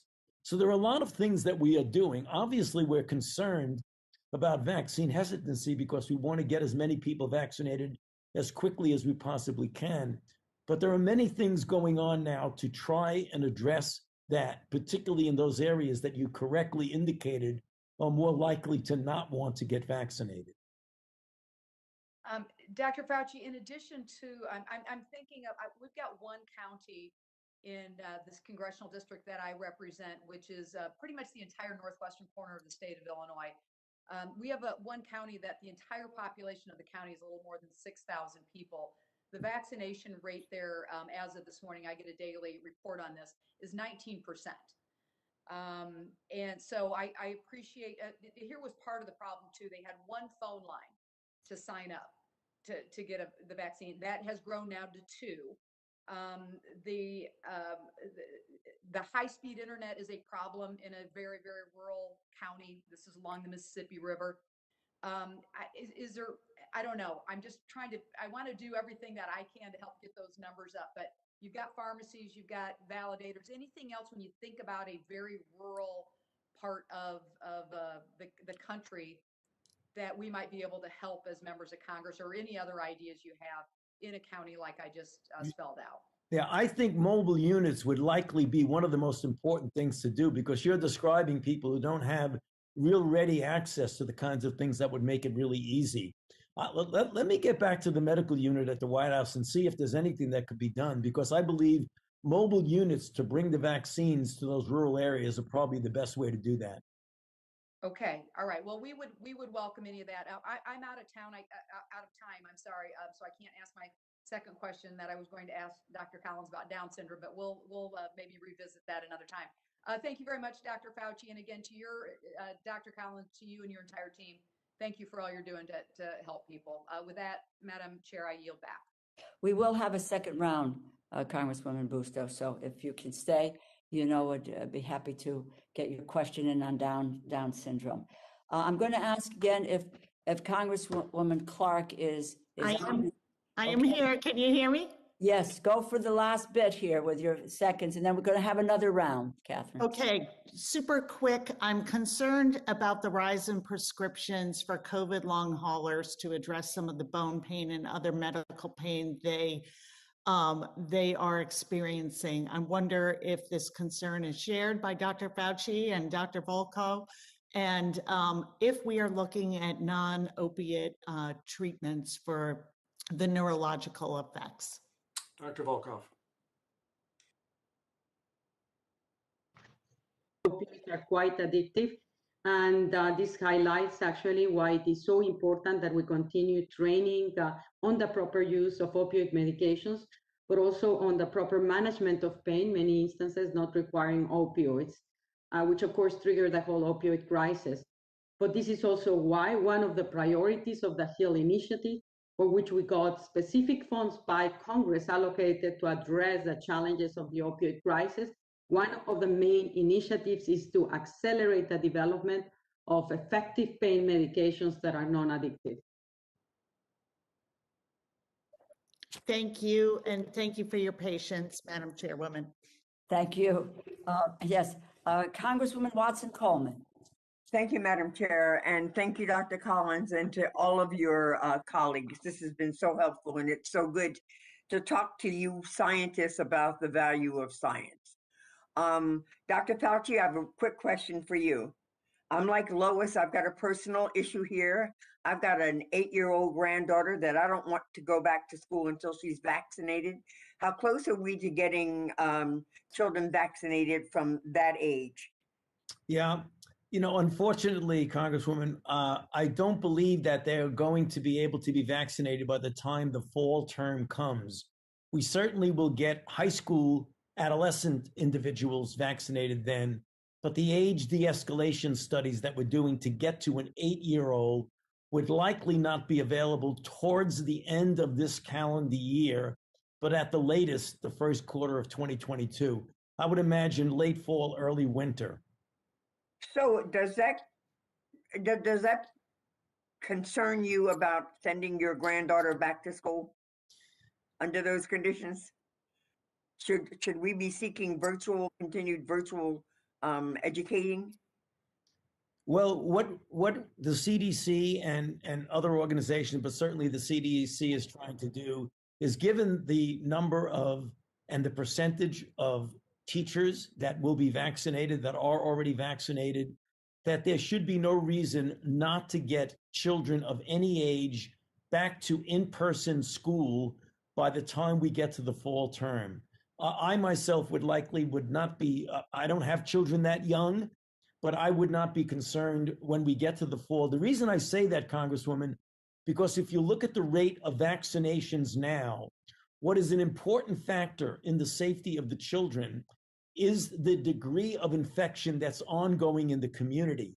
And if you look at the last few weeks, the number of infections per day have gone down in a very steady, encouraging manner, from 60,000 a day to 50 to 40 to now we're well into lower than 30.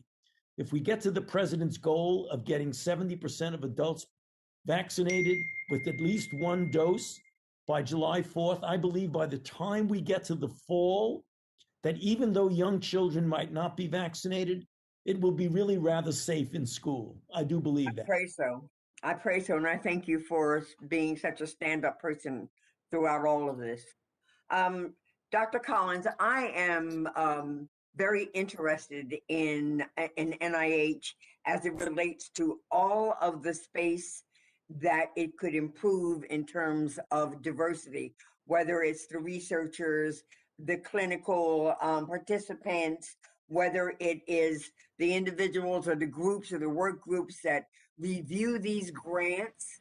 I am interested in all of that. And in last year's funding bill, I added the language that would ask the NIH to develop a strategic plan and establish a working group to address the lack of diversity among researchers and staff and among those who are reviewing the grants.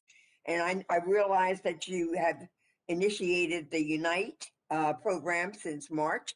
I really would like to know some of the specific strategies that you all are employing to get at and overcome these barriers. And I'd like to know what have you been actually focusing on in these initiatives, and what is your intention with regard to continued reporting back to us on the progress which is made? I'm really interested in some of the strategies that you're employing to this extent. Congresswoman, those are great questions, and we appreciate your asking us for this strategic plan, and appreciate also Congress giving us a little bit more time, because we are in the midst of this groundbreaking Unite initiative, which touches on all the areas you've just mentioned. Time is short, but I'll give you one example of how we're seeking to really improve the diversity of our workforce. Most of our workforce, of course, is out there in our grantee institutions. 85% of our money goes to those academic institutions where the science gets done. And yet their workforce is not as diverse as it could be. And when they go to try to recruit individuals of diverse backgrounds, oftentimes they're not successful. Or if they are successful, individuals are recruited but then not retained. A new model where we would encourage them, and this is now possible to do with an additional common fund program, to recruit not just single individuals from underrepresented groups, but a cohort, and to bring them on board collectively together, something that we've piloted in our intramural program with considerable success. And then they are not like the only person of color in their community of researchers. They have this kind of opportunity to arrive together, to be mentored, to be encouraged. This is a program called FIRST, F-I-R-S-T, and I think we're going to watch closely to see what this does in terms of expanding the capabilities of our workforce to be more diverse. And this is not just something we're doing because it's a nice idea. We know that diversity equals productivity, and we want to be sure we're not missing out on that productivity by the lack of our diversity in many of our institutions. We're going to work really hard on that. And I thank you. And I'm going to want to hear about the use of HBCUs in this. And I'm also going to want to understand sort of contractual relationship you have with the grantees that are expected to bring on this diversity, and whether or not their measurement of success is connected to the stability of these diverse researchers and professionals. So those are some of the areas I'm very interested in. I've run out of time, unfortunately, but I yield back and I thank you very much. Thank you. Thank you. Congressman Harder. Thank you so much, Chair DeLauro, for hosting this hearing, and thank you so much to all of our witnesses for taking the time to be here and sharing their testimonies. I wanted to take this in a little bit of a different direction than what we've been doing so far and talk about asthma and air quality, which are two interconnected issues in our district. Many of the cities in the California Central Valley are classified as the most polluted cities in the U.S. for both particulate matter and ozone pollution. That has a lot of direct impacts on the health of folks in our community, especially for kids. 1 in 6 children in the San Joaquin Valley have asthma, the highest in the state, and I believe among the highest in the country. And asthma prevalence across the valley has reached as high as 20% in school-age kids. I had childhood asthma as a kid. My brother had it. It's incredibly and heartbreakingly common in our area. We've, of course, seen that in the health data even afterwards. We have among the highest emergency room visits for asthma in California. And add in the devastating wildfires in California, as well as the respiratory impacts of COVID-19, and it really creates a lot of impact for our healthcare system, and some of the costs are high. And yet it seems like we haven't necessarily made major breakthroughs in asthma research in recent decades, and many Americans are resistant to current asthma therapies.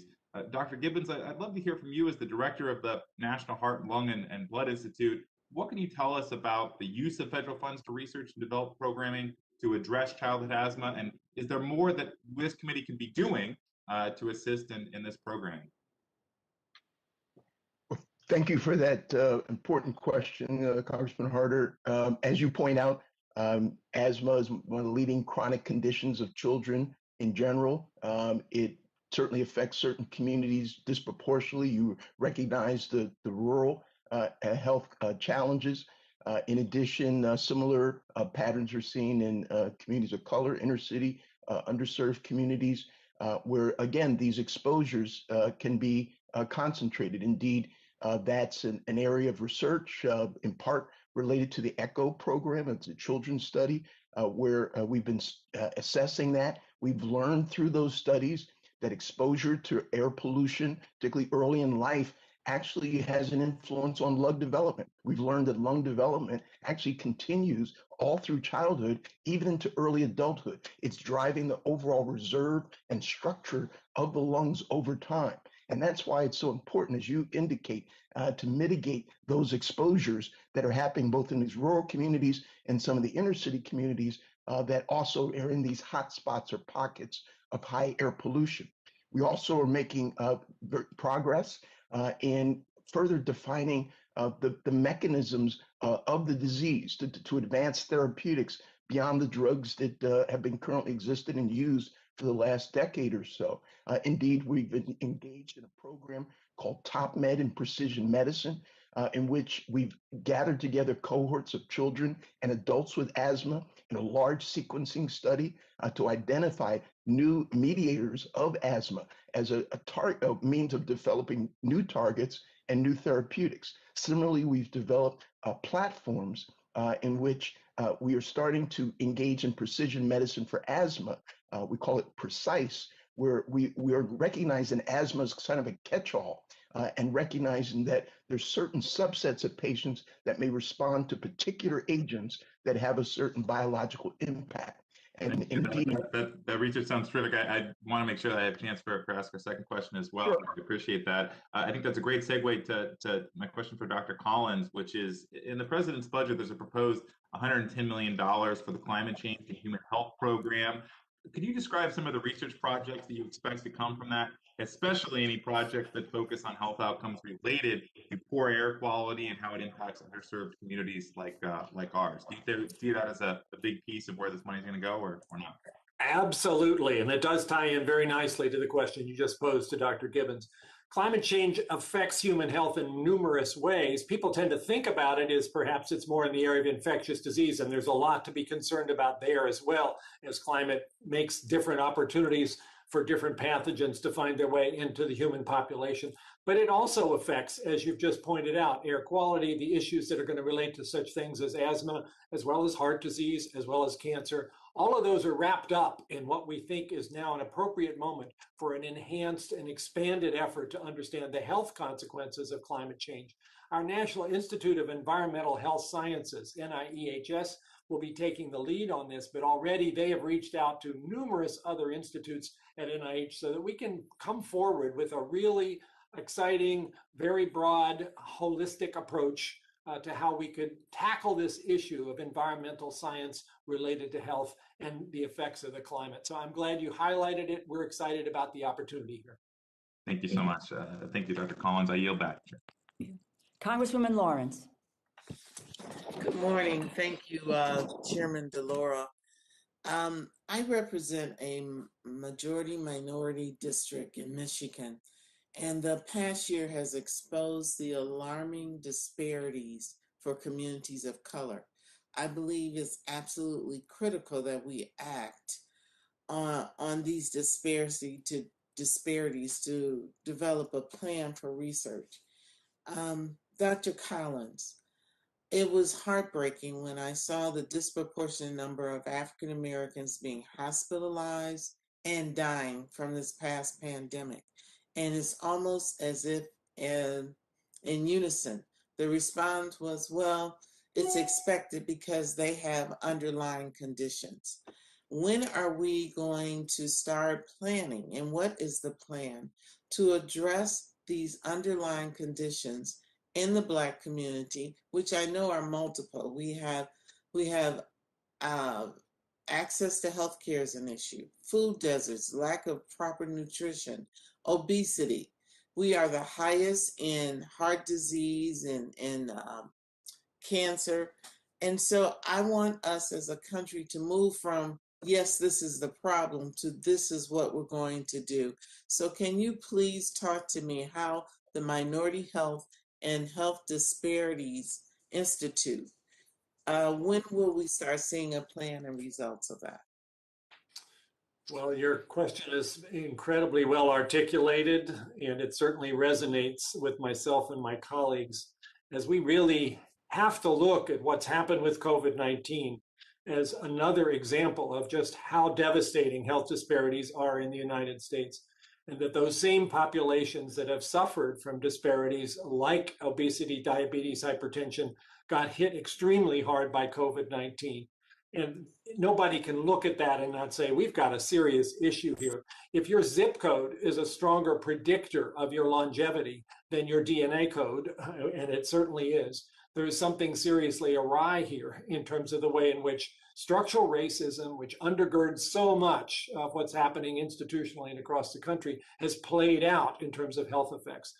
We at NIH have been studying minority health and health disparities intensively over the course of many years. I think we are energized by these observations, and again, by this Unite initiative that I've mentioned already, to go deeper, to really understand not just what are the causes of health disparities.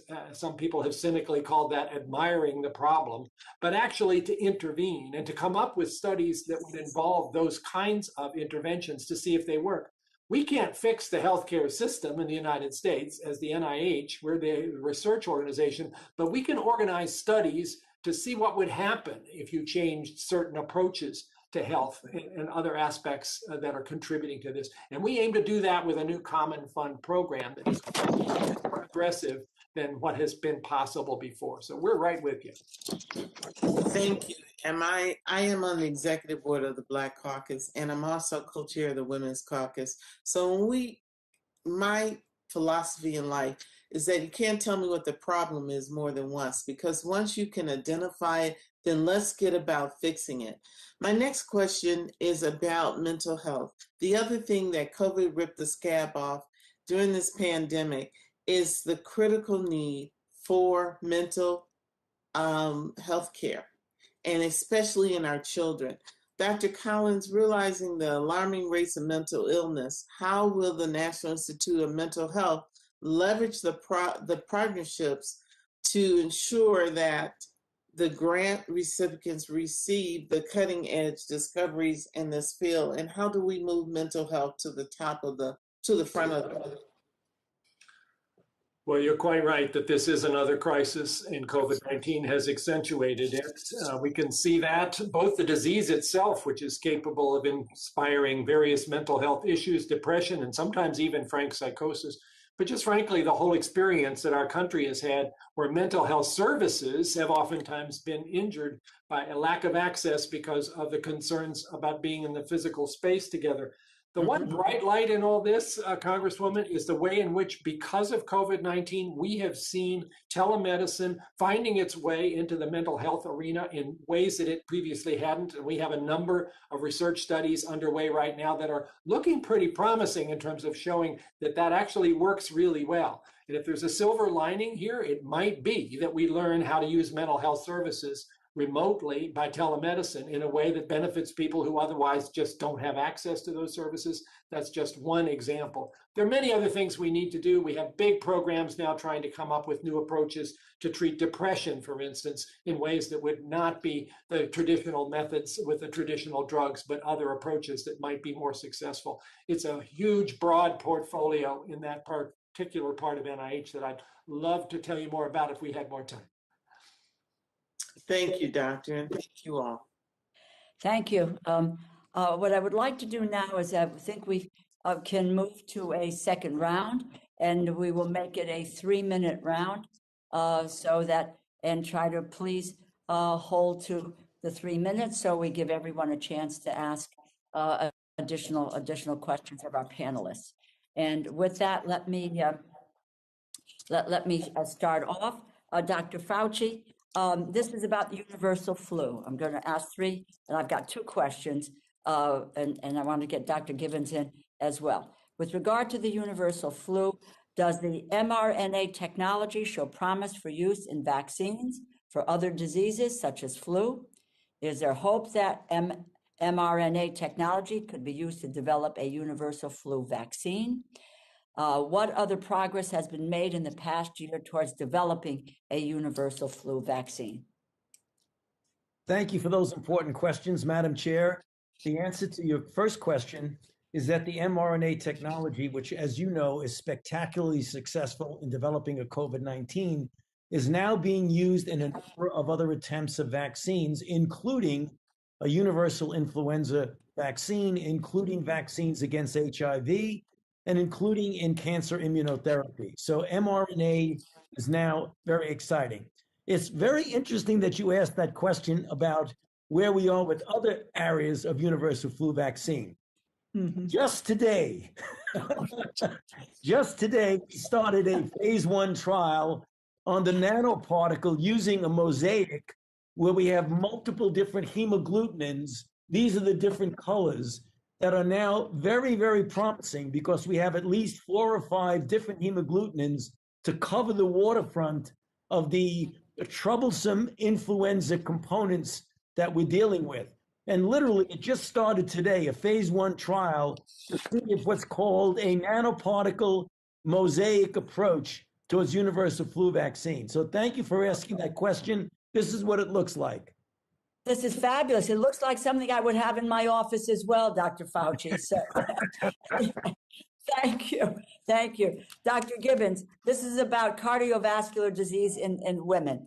2017, 300,000 women died as a result of heart disease. And heart disease and stroke, leading cause of death of women in the United States. Critical research in heart disease. Quick update on NHLBI's supported research. Yeah, let me go there. And I don't think that there's we need to have more information out about women and heart disease and what we're doing on that research. Dr. Gibbons. Yes, thank you for that. Yes, we need to continue to beat the drum of awareness and ensure that all women recognize that it is the #1 killer. We've actually polls and surveys suggest that we may even be moving backwards in that regard, particularly in communities of color. But tell me about how much time and money are we spending on heart research for women? Well, we can give you that exact number, but it's certainly one of our highest priorities.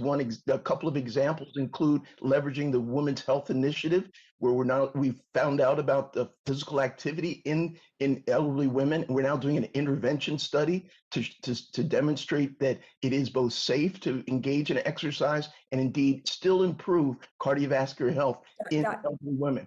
Dr. Gibbons, what I'm going to do is ask you, because my time is out. I would like to follow up with you and get information, chapter and verse, about what we are doing on heart disease and women, and how much research, how many research dollars are being appropriated to do that. So thank you.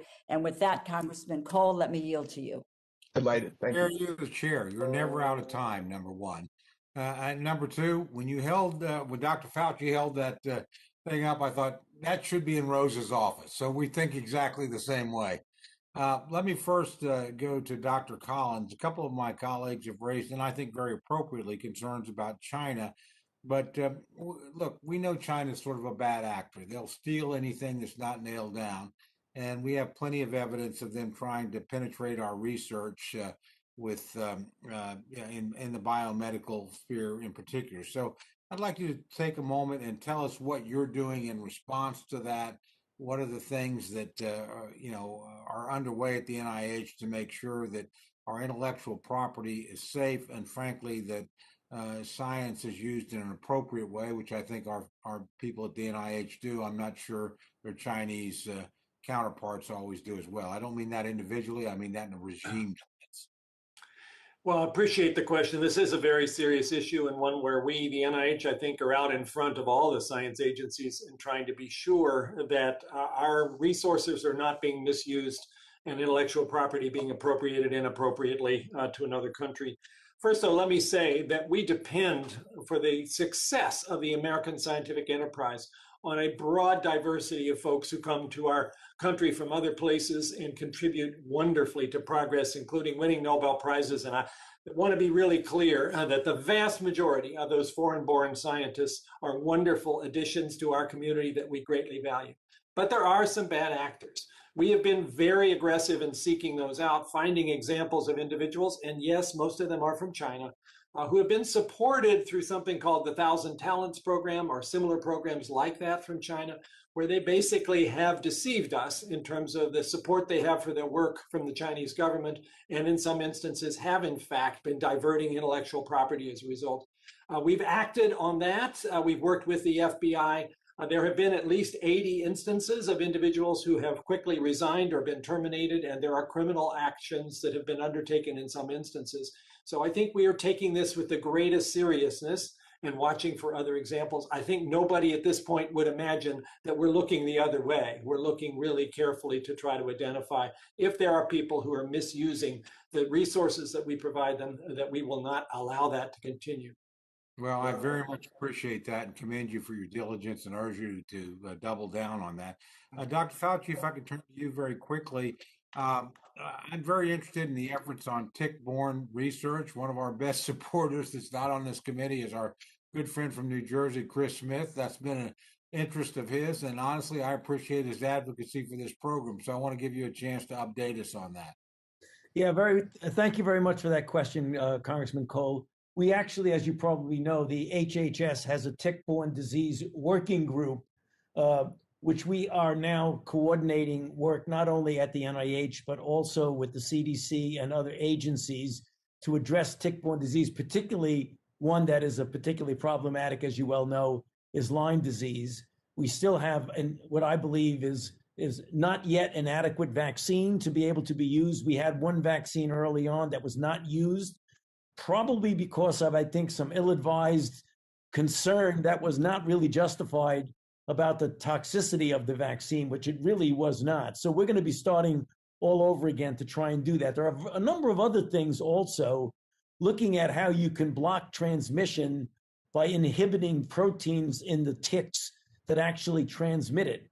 So there are 4 or 5 other things that are going on right now. So we're taking that very seriously because, as we all know, tick-borne disease, particularly Lyme disease, is of concern as you get into the post-Lyme syndrome, which is something that is bothersome not only to individuals, but actually to communities as a whole, where you have a lot of Lyme disease in a community. So we're on it. Thank you very much. Appreciate that, Madam Chair. Thanks for the indulgence on the time. I yield back. Thank you. Congresswoman Roybal Allard.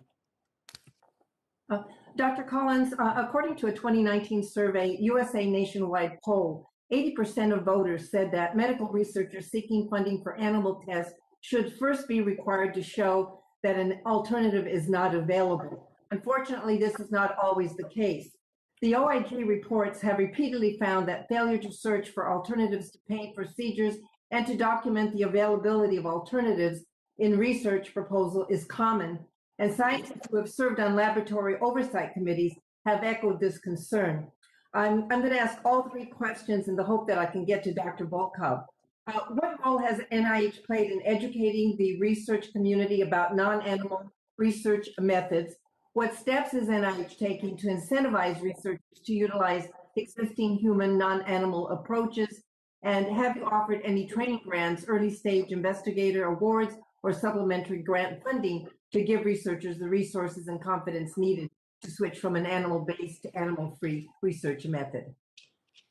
Well, very quickly, because I know you want to ask another question. We are very much interested in trying to be sure that every experiment that involves animals is done appropriately with rigor and reproducibility, and that the animal model is in fact one that's going to give valuable information for human health.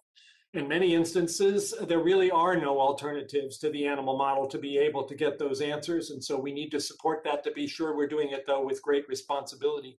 In terms of grants to others, yes, we are supporting vigorously such things as tissue chips, which allow you to look at the effect of a drug or some other intervention in a chip that is basically made up of human cells, maybe closer to humans. But that doesn't work for lots of other applications, so we still are going to need animals. But we are looking at this as vigorously as we can, looking forward to a time where we have more substitutions. I think, though, to be honest, for the foreseeable future, if we're going to make advances in things like cancer, diabetes, heart disease, rare diseases, we are still going to need to depend for a lot of that effort on animal research. Okay. Well, I look forward to working with you on this issue. I'll be introducing a bill which I'd like to talk to you about later. Dr. Volkov, the last time we met, you were starting to do some research on marijuana. Can you give us an update on the research that you're doing and the impact of marijuana on the brain, especially the developing brain?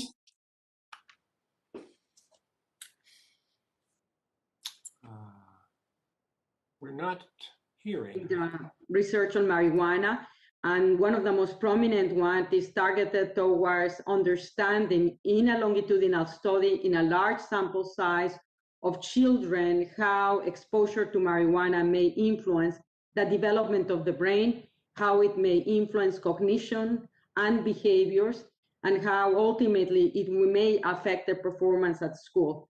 The study is ongoing, and it already has resulted in publications that, for example, show that the use of marijuana during pregnancy was associated with delayed development of the newborn brain. But this is not the only project that we are doing. We are actually very interested also on establishing better ways of standardizing the metrics of consumption so that when people look at whether it is for medical purposes or to understand negative consequences, what are the doses that people are being exposed to? So yes, we have not neglected at all this area of research. It's extremely important. I see my time is up. Thank you so much. Congressman Harris. Thank you very much. And first, I just want to correct the record. I think Mr. Pocan paraphrased what my question was about the Wuhan Institute. It did not have to do with globally not funding overseas research. It had to do with, through the indirect costs that are associated with grants, actually sending monies to the Wuhan Institute of Virology when we don't know if they're doing gain-of-function research. Now, Dr. Collins, although you do mention that Moderna might not have had a problem with the transfer of IP to other countries regarding vaccines, I will tell you that the CEO of Pfizer certainly had a different opinion. And the CEO of the Biotechnology Innovation Organization, certainly has a different opinion about that effect. And I'd ask unanimous consent to enter their statements into the record that oppose the transfer of intellectual property to other countries. I'm also concerned, Dr. Collins, because you are, the researcher general of the country, that you would, I hope that you'll take a position on the effect of H.R. 3 if it should become law, on the negative impact it would have on research. And I would ask unanimous consent to enter into the record a report from Vital Transformations, a group that would report on the devastating effect it would have on biotechnology research going forward, since so much of our biotechnology research is funded by private companies, not by the NIH. Madam Chair, I ask unanimous consent that they be entered into the record. So ordered. Thank you. Now, just two very quick things. One is that I do worry about therapeutics, and we've seemed to have solved the vaccine problem, but therapeutics are an issue, because if variants become prevalent and our vaccines don't work against some new variants, therapeutics will be important. And I was a little concerned that BARDA suddenly suspended their broad agency announcement. Of course, that the NIH is not BARDA, but there was no public explanation why, and some unofficial discussions indicated that the funding was being channeled to NIH. So I would hope that NIH and Dr. Collins, that you share my concern for the vital importance of the private sector in funding our biotechnology research. And just a final question for Dr. Volkow. Put plainly, is recreational use of marijuana in youth with a still developing brain a good idea? No. Okay, so there is no new research that shows somehow, because there's an acceleration among states of legalizing recreational marijuana, but there's no research that would indicate, new research, that it's actually not a bad thing. Is that right? There's no new research indicating that it's good for developing brains, for instance. There is no new research indicating that it is benign in young people, but there is increasing research indicating that it has deleterious effects. Okay, thank you very much. And I yield back the few remaining seconds I have, Okay. Chairman. Yes. Congress. Councilwoman Lee. Very much. Yes, this has been such an informative hearing, but also gives me a lot of hope. It's truly life affirming, all of the work that you do. And I wanted to follow up with Dr. Gibbons on so many of the issues that we've been working with over the years as it relates to diseases that I have personal knowledge of that NIH has been so helpful in putting on the radar and conducting research. One is our COPD action plan. You all know my late mother died from complications of COPD, and I'd like to know where we are with our COPD plan. Secondly, with the issue of multiple sclerosis, again, the research, where we are on MS in terms of a cure. Of course, many of you know my sister has MS, and I've worked on this issue for many, many years. Finally, Dr. Gibbons, the whole issue around sickle cell disease, where we are in terms of a cure, and have we figured out how to address the sickle cell trait as it relates to HIV, as it relates to diabetes, and how to identify those most, prone to sickle cell trait and the A1C test. Well, thank you, Congresswoman. Again, we appreciate your leadership in this area, and again, in the spirit of your mom. We are making continued advances in COPD. Again, our TopMed program of precision medicine, where we've sequenced over 150,000 individuals, has been a key driver of that, where we're starting to identify pathways that may be driving that. We hope that'll usher in a new generation of therapeutics. With regard to sickle cell, we're very excited about the opportunity that's on the horizon to cure sickle cell disease. And we have made substantial progress in a number of trials now that are testing various curative genetic therapies that offer a lot of promise and have very encouraging preliminary results that suggest that we may be very much on the brink of a transformative kind of therapy to advance the lives of those living with sickle cell disease. Critical to your point about sickle cell trait, that if indeed we have a curative therapy, it'll be critical that there be genetic counseling to identify early on who's at most risk and therefore eventually could be cured from this disease. Thank you. Thank you again. Thank you, Madam Chair, very much. Thank you all for this hearing. Thank you. My time. Congresswoman Herrera Butler. Thank you, Madam Chair. And Dr.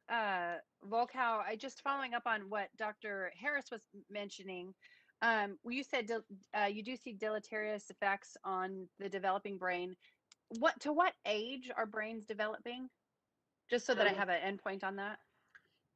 Our brain does not stop developing until our mid-20s. Okay, so people who are legally allowed to purchase recreational marijuana are still possibly developing, and it can have a deleterious effect on their brains. That is correct. And we're doing the studies to actually document how it negatively affects the brain. Thank you. I wanted to ask, switching gears a little bit, in one of your blogs about and I'm speaking fast to get it all in, Monitoring Our Future survey for 2020, you basically, I wanted to see when we can expect to see results from the supplemental funds NIDA issued to research the impact of the pandemic on adolescents' risk of substance use. We already are getting some of the results back. For example, one of the questions that we had was the extent to which the COVID pandemic was going to negatively influence vaping, which has been taken up so rapidly by teenagers. And what the data seems to show is in some instances when the parents are there at home, this has resulted in a decrease in vaping among teenagers. Overall. So that's one example. But on the other hand, we're seeing negative effects, for example, of alcohol drinking or smoking in those families where the parents actually themselves take these drugs or they are not at home to observe the behavior of these teenagers. Got it. Thank you. And we will get more data. Thank you. I look forward to that. I'm going to switch over, I think, to Dr. Gibbons. Yes.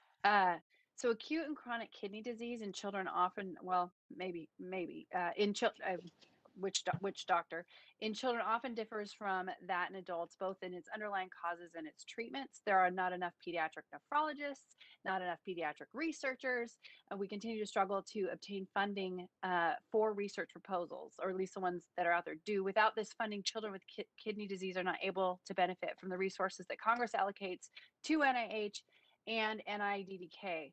So what is NIH doing to ensure that study sections have access to pediatric subspecialist reviewers who have the unique expertise required to review pediatric research proposals? And what other steps are y'all taking to ensure research in this area meets the needs of children with kidney disease? Dr. Bianchi. Dr. Bianchi is probably better positioned to respond. Yes, so we have formed actually a trans NIH Pediatric Research Consortium, or NPERC, and that group meets every other month to discuss areas of shared interest. We happen to have a pediatric nephrologist on that committee. We also have a representative from the Center for Scientific Review. So the CSR knows that we're very interested in getting more pediatric reviewers onto the study sections. And by having a representative there, that person can hear what we're discussing. And we're particularly interested in adolescence, which is a gap area across NIH, and also the transition of adolescents to adulthood in terms of transferring their medical care. We recently had a workshop on that whole issue. So it's a very active area of research. Thank you. Yield back. Thank you. Congressman Pocan. Thank you very much, Madam Chair. Dr. Volkow, I have a question for you. In the last appropriations bill that we did, we added some language that said the committee encourages NIDA to expand research on all health aspects of kratom. Specifically, we talked about for people who may be abusing opioids, how it can help. We also directed some funds to the Agency for Healthcare Research and Quality, $500,000 to do such. And we've had some promising results come back on that. Just in the last month, the FDA did a major raid on a company in Florida on kratom, using some old rhetoric that the FDA used to use in this area. I know there's no new there's no new head of FDA, but have you had any conversations with them? And there's also a letter we've just recently got access to from 2018 sent from the Secretary of HHS to DEA about kratom, saying, back off our early guidance. We were wrong. We need research on this. Have you had any conversations with the FDA or anything we can do? Because I do think there's some really strong results for people who are getting addicted to opioids that can be helped by kratom. And now we're seeing the opposite actions happening again under the FDA. We have not had discussions with the FDA during the COVID pandemic, but we did have them beforehand. We're very interested on the products, the chemicals that are within kratom, most notable mitragynine, which has many interesting properties that could be of value potentially as a medication for pain, but also interestingly, they could also hold value as treatments for addiction. At the same time, we are aware that kratom can produce addiction in some instances and that it can have toxicity. Therefore, highlighting why it is so important to actually do research on this substance that people are taking. They are taking it for multiple things. Yeah. No, I appreciate that. If it would be possible, since the FDA doesn't have a technical head right now, to maybe reach out to them and let them know some of this, because we really appreciate that great research work that you're advocating for right now. Thank you. Dr. Collins, isn't it true, I believe you updated the report in the last year, that in the last, now I believe it was decade, every single drug approved by the FDA had NIH research support. Is that correct? That is correct. That was 100% of those drugs, and that was a study done by Dr. Fred Ledley and published in the Proceedings of the National Academy. Yeah, I've got that document, and Madam Chair, without objection, I'd like to enter that into the record as well. And then finally, very quick, Dr. Collins, if you had 10, 20, $70 billion more, literally, what would that mean as far as research, and what new areas would we be going into in a very quick amount of time? What a lovely question. You know, a lot of it would be basically that we could provide for this amazing research workforce that's out there the opportunity to pursue all kinds of ideas that we currently can't quite get to. We're still only funding about 1 grant application out of 5. And I know we are leaving really good science on the table when that happens. To be healthy, really to take advantage of all that creativity, it ought to be at least 1 out of 3. So that would be a big part of what I would do. And I would particularly focus on those early stage investigators. They're our future. They're the ones that are most vulnerable when things seem a little tight.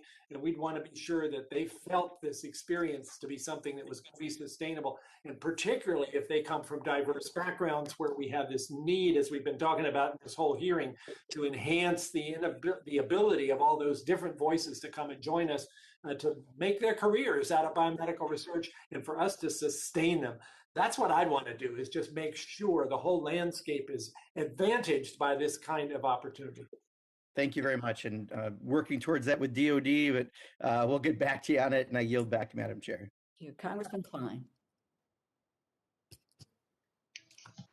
Thank you, Madam Chair. Let me start with a question for Director Collins. There was an NIH OIG report from January of last year that found that NIH resolved 262 of the 487 audit recommendations that were outstanding during FY 2015 and 2016. However, it did not resolve about 63%, or 166 out of the 262 recommendations within the 6-month resolution period required. And in addition, as of September 30th of 2016, NIH had not resolved 225 audit recommendations that were past due for resolution. Are you familiar with this report, Director Collins? This is a report about our IT systems and cybersecurity. It's several different audit recommendations, but the OIG report, yes. So yes, I'm very familiar, and we have worked hard working with IG to respond to those. And I think actually a lot of work got done that doesn't necessarily get reflected in that report, in that we inspired actions across the board. And the actual numbers now of responses would be considerably better than what you have seen there. So yes, I think all organizations are struggling a bit with this. Many of us have had government agencies have been around a long time, and the new era of cybersecurity is challenging us. And we are going to need more resources for that as well, in order to try to be sure we're doing everything we can to keep the bad actors out of our systems. Well, I was pleased to find that a March 2020 OIG report found that NIH successfully checks all applications to identify instances of duplicate grant funding. As funding levels are increased and new grants are established, the federal government does continue to grow. This dramatic increase in federal spending is of great concern. And I'm reminded of a quote by Milton Friedman, who said, "Nothing so permanent as a temporary government program."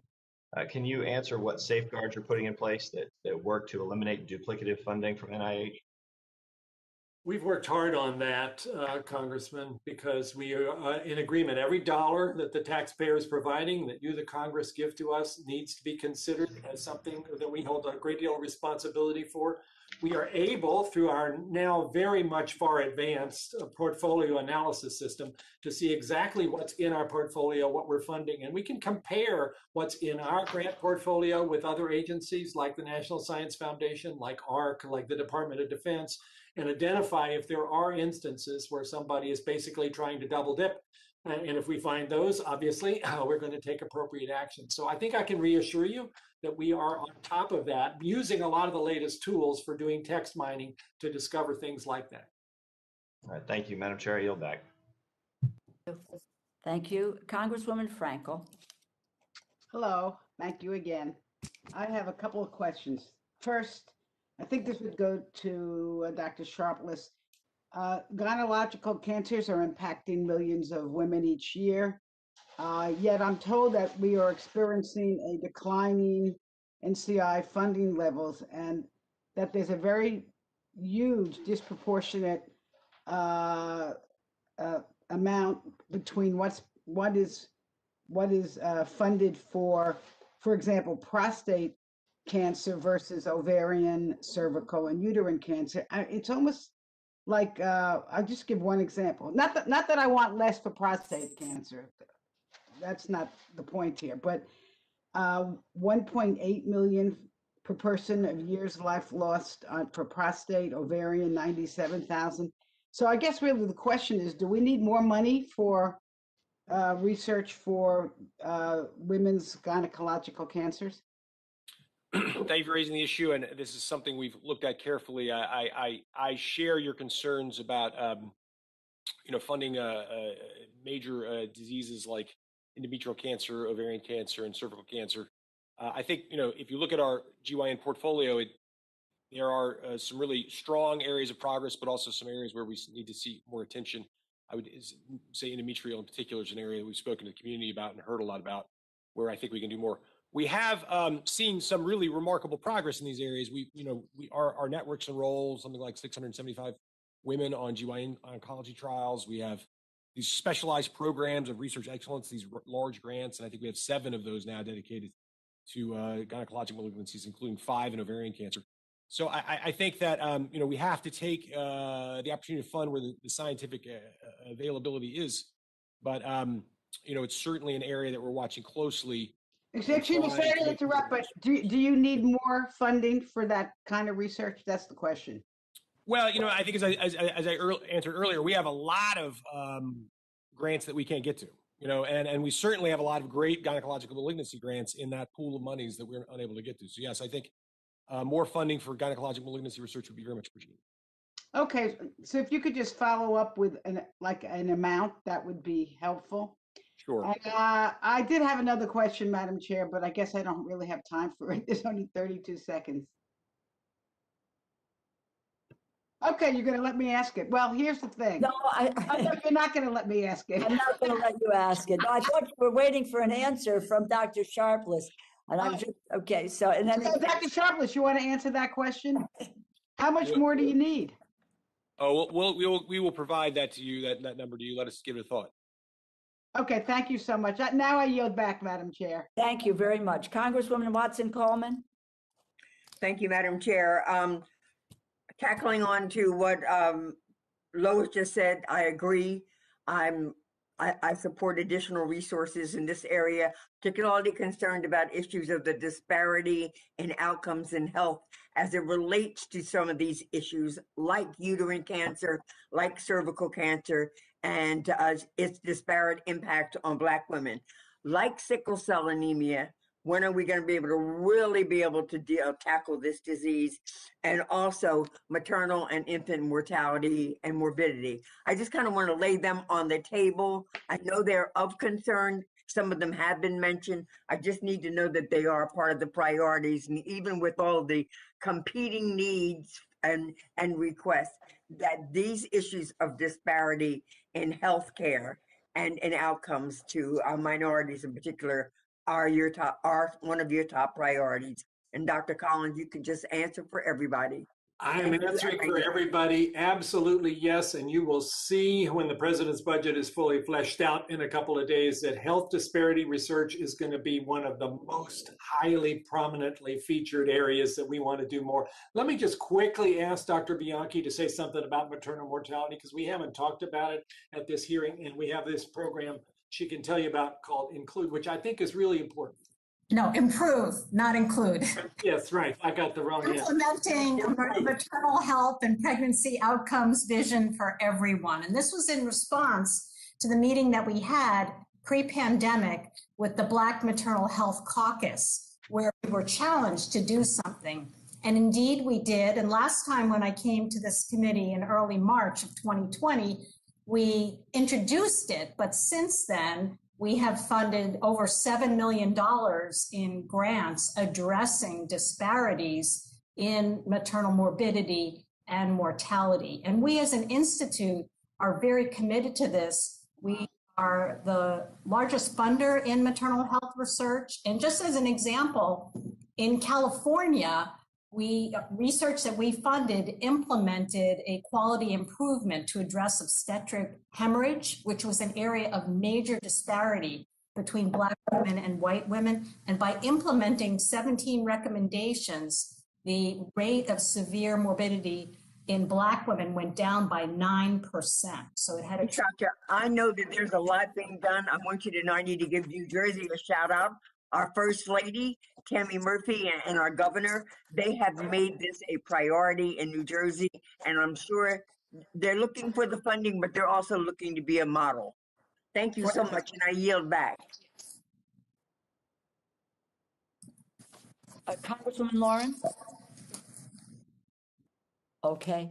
And with that, let me yield to the ranking member for any closing remarks that he would like to make.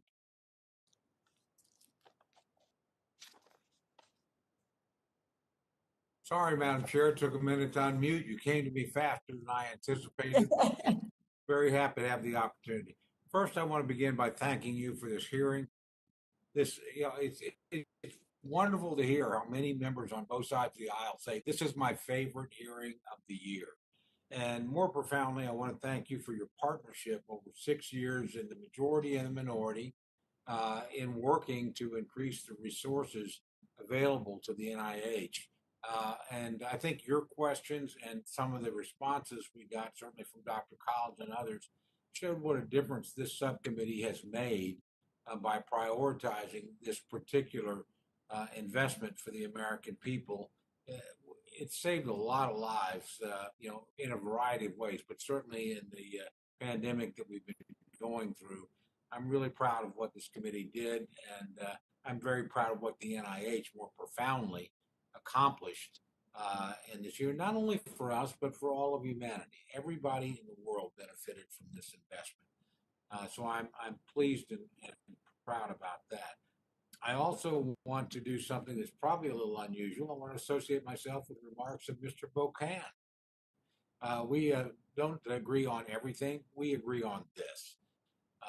If we could do additional resources here, that would be wonderful. Although, again, I really want to point out, I'm very pleased with what the administration has proposed as a top line. I have some questions about how we should distribute those funds and whether ARPA 8 should get exactly the amount we're talking about, or we should put that to more traditional things and let this initiative grow. But those are matters of discussion and debate. They're not matters of disagreement. So I certainly will be working hard with you to see that we reach these top lines, because I think they're really important for the American people. I will disagree with my friend from Wisconsin on one thing. I shouldn't come at the expense of defense. And I just say this as an old historian. Look, the cost of great power rivalry in history is very high. And we should not underestimate the kind of world we live in today with China and Russia. It's a dangerous world. So we can debate, and we will in another forum, what's appropriate for defense. I don't think that investment there, whether it's as high as I would like or lower as others might prefer, should interfere with this investment, because I think this investment is as important for the health and security of the American people as any other that we make. So I'm going to be working with my friend, the chairwoman, to try and get the maximum number here, and certainly working with the administration, where I have some disagreements, as I've expressed in other areas, but we don't disagree here. And I'm very pleased to see the president actually, frankly, stepping up to Congress. My friend, the chair, and I have talked about this before. Congress has been the leader in this area for not a few years, but for generations. It's been Congress that's made these investments. I always tell people, I think it's because we're at town hall meetings and we interact more with people that tell us about their challenges in their family with cancer, or their challenges with Alzheimer's, or what they've seen a friend at church or at work or at their civic clubs go through in terms of chronic illness.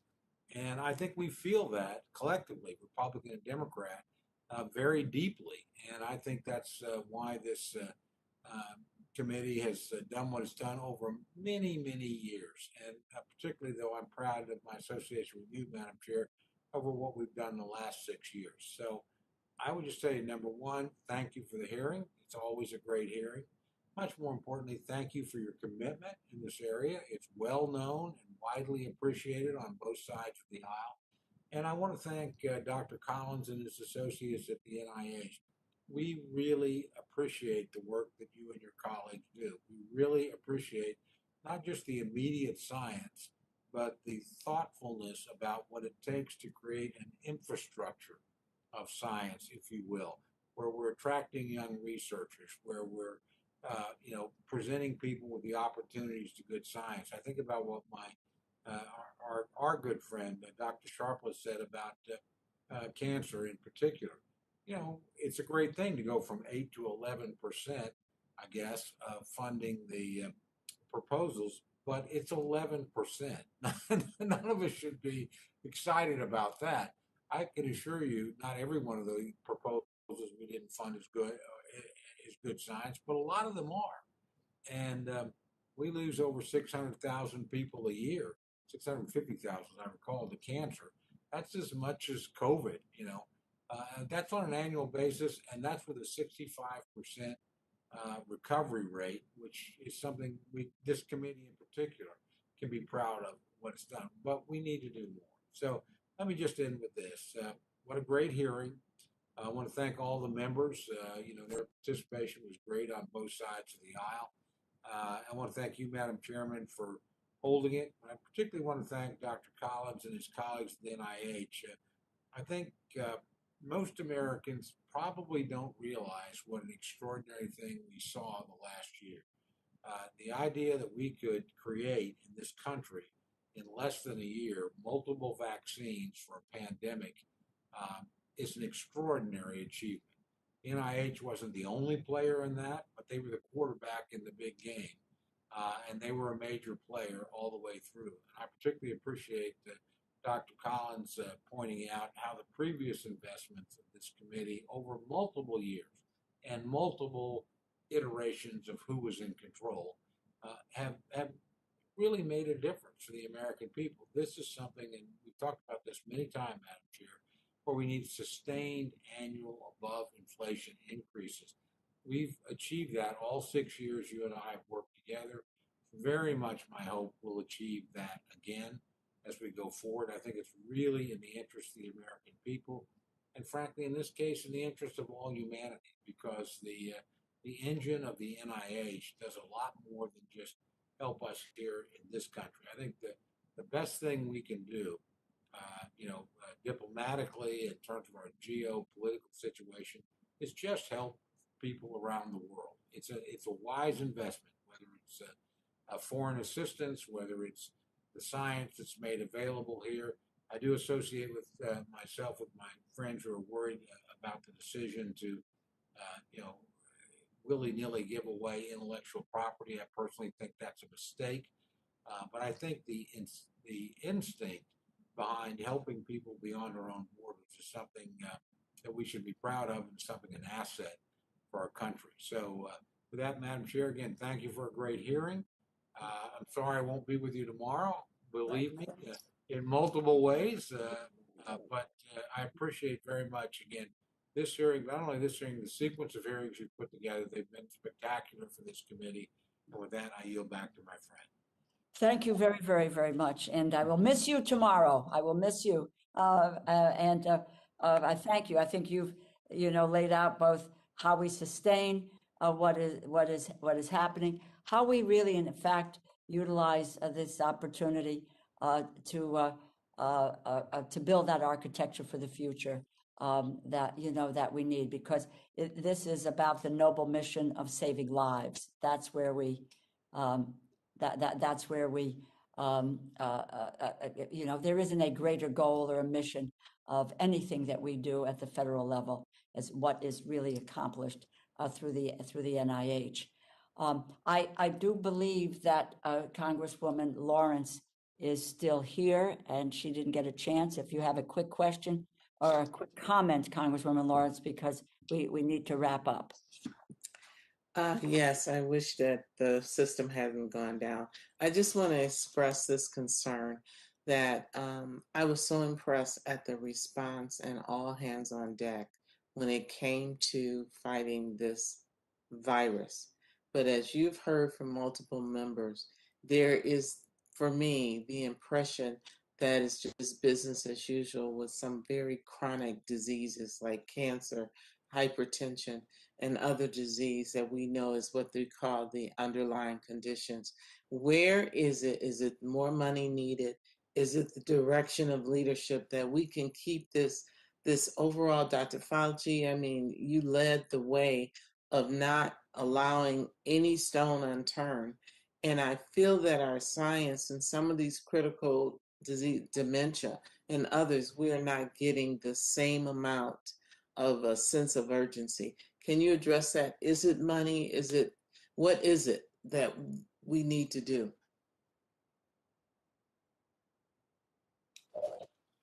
So let me take a first stab at that, but Tony may want to add. I think you put your finger on exactly the reason why we think at NIH there are two major things we need to push harder in this coming year: health disparities research being one, and mechanisms to be able to do that more aggressively, more nimbly, more in a different way of actually trying to achieve results. And that's where this ARPA-H model actually fits in. And I don't think I've said it until now, and I should have.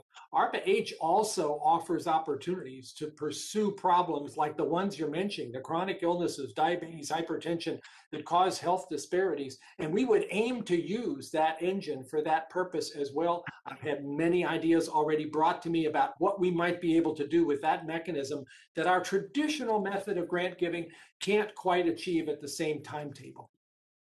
Tony, I don't know if you want to add something, because I think she addressed the question to you. Well, Congressman Lawrence, it goes well beyond the NIH. So not to pass the buck to others, but I think it's important what you point out, that the COVID-19 pandemic has shown a bright light on these kinds of disparities, which are really due to literally decades long social determinants of health that start from birth. As you mentioned in a very articulate way in your presentation, from diets that are not available to people, to not getting your hypertension diagnosed when you're young, and to present when you have already the starts of hypertension and renal disease and heart disease. There are things that we can do at the NIH, but I hope that the rest of the world and the rest of the country specifically realizes that this is a decades-long commitment to remove those social determinants that are really part, as Dr. Collins said in his opening remarks, part of the racism that has existed in this country for such a long period of time.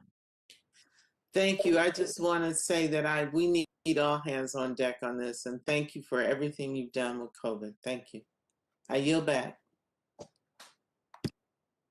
Thank you. And let me just, I will wrap up, but I want to just say to my friend, the ranking member, Congressman Cole, I think about that, how blessed we are that we are serving in the United States House of Representatives, that we are part of an effort, and particularly with this subcommittee, where we have come together over the last several years and increased NIH funding by $12.9 billion, 42% over the last 6 years. We did it in a collaborative way, and it's not just to give lip service to being bipartisan, but it is genuinely understanding of the value of the research that is done at the NIH, and that we often think about, we are in these positions, and it is what you do with the position that you come to understand why you come to serve. And I know why Congressman Cole has come to serve, and that's to make the institution work for the benefit of people that he represents, but for the entire country. And yes, in this context, for humanity. So it's really an honor and a pleasure to be able to work with him on these issues, because there is such a commonality of purpose and a sense of a moral responsibility to be able to get these, to be able to get things done and to provide the resources that this committee has to be able to get these efforts underway and to fruition. I want to say a thank you. I would just say to you, Dr. Sharpless, I know that your sleepiness, you're staying up at night. I think it could be resolved and remedied by resources. So I think that that's what, I picked up during the course of your exchanges with our colleagues today. But to all of our witnesses here today, it's exhilarating. I don't know how best to say it. It is exhilarating. And my hope and yours is that we are together next year in person. I believe that we will. And one of the reasons why this is the most important hearing, in my view, that we have is because what we do is we learn of the discoveries to cure that you are engaged in and what you're doing. What is it that we learn what your future research will result in, what it can do. We know that the resources that we provide for a specific area can, in fact, lead to the discovery in so many other areas. And that is all with the goal of saving lives. And as I said a few moments ago, there isn't any more important mission. I always say I represent, a state that deals with helicopters. We deal with roads. We deal with bridges. We deal with all kinds of issues. But nothing is more important than the content of what, as the subject matter of today's hearing. I will again repeat the tremendous success of COVID-19, the mRNA technology. Listen, this is the biomedical research that you have been working on. And you never know. You can tell us better than we can tell you because we're not scientists. You never know where the years of and the decades of basic research are going to take you, where the breakthroughs are going to be made. And in that context, I reiterate the importance of continuing to support sustained increases in funding for basic research at NIH. None of the successes that we've discussed today would be possible without that basic research. So, I'm excited about the administration's proposal to create ARPA-H. It's so promising. I have questions about how we avoid duplicating the efforts of existing NIH activities, how we balance investments with ARPA-H, investments in basic research, and how the NIH will make the decisions about what the research is that we pursue. And we want you to make those decisions. You know that this has been a subcommittee that has tried very, very hard not to earmark, if you will, areas of research. That's not our jurisdiction. It really isn't. That is yours. So excited about the proposals that we know are going forward, and those proposals that are going to look at the health disparities, which have been mentioned today, the maternal health issues, and so many other critical areas. So I thank the witnesses, not just being here today, but for the commitment that you made in your professional careers to focus on how we, in fact, yes, use your talent, your ability, use the NIH to save people's lives. Thank you. And with that, I bring this hearing to a close. Thank you. Thank you.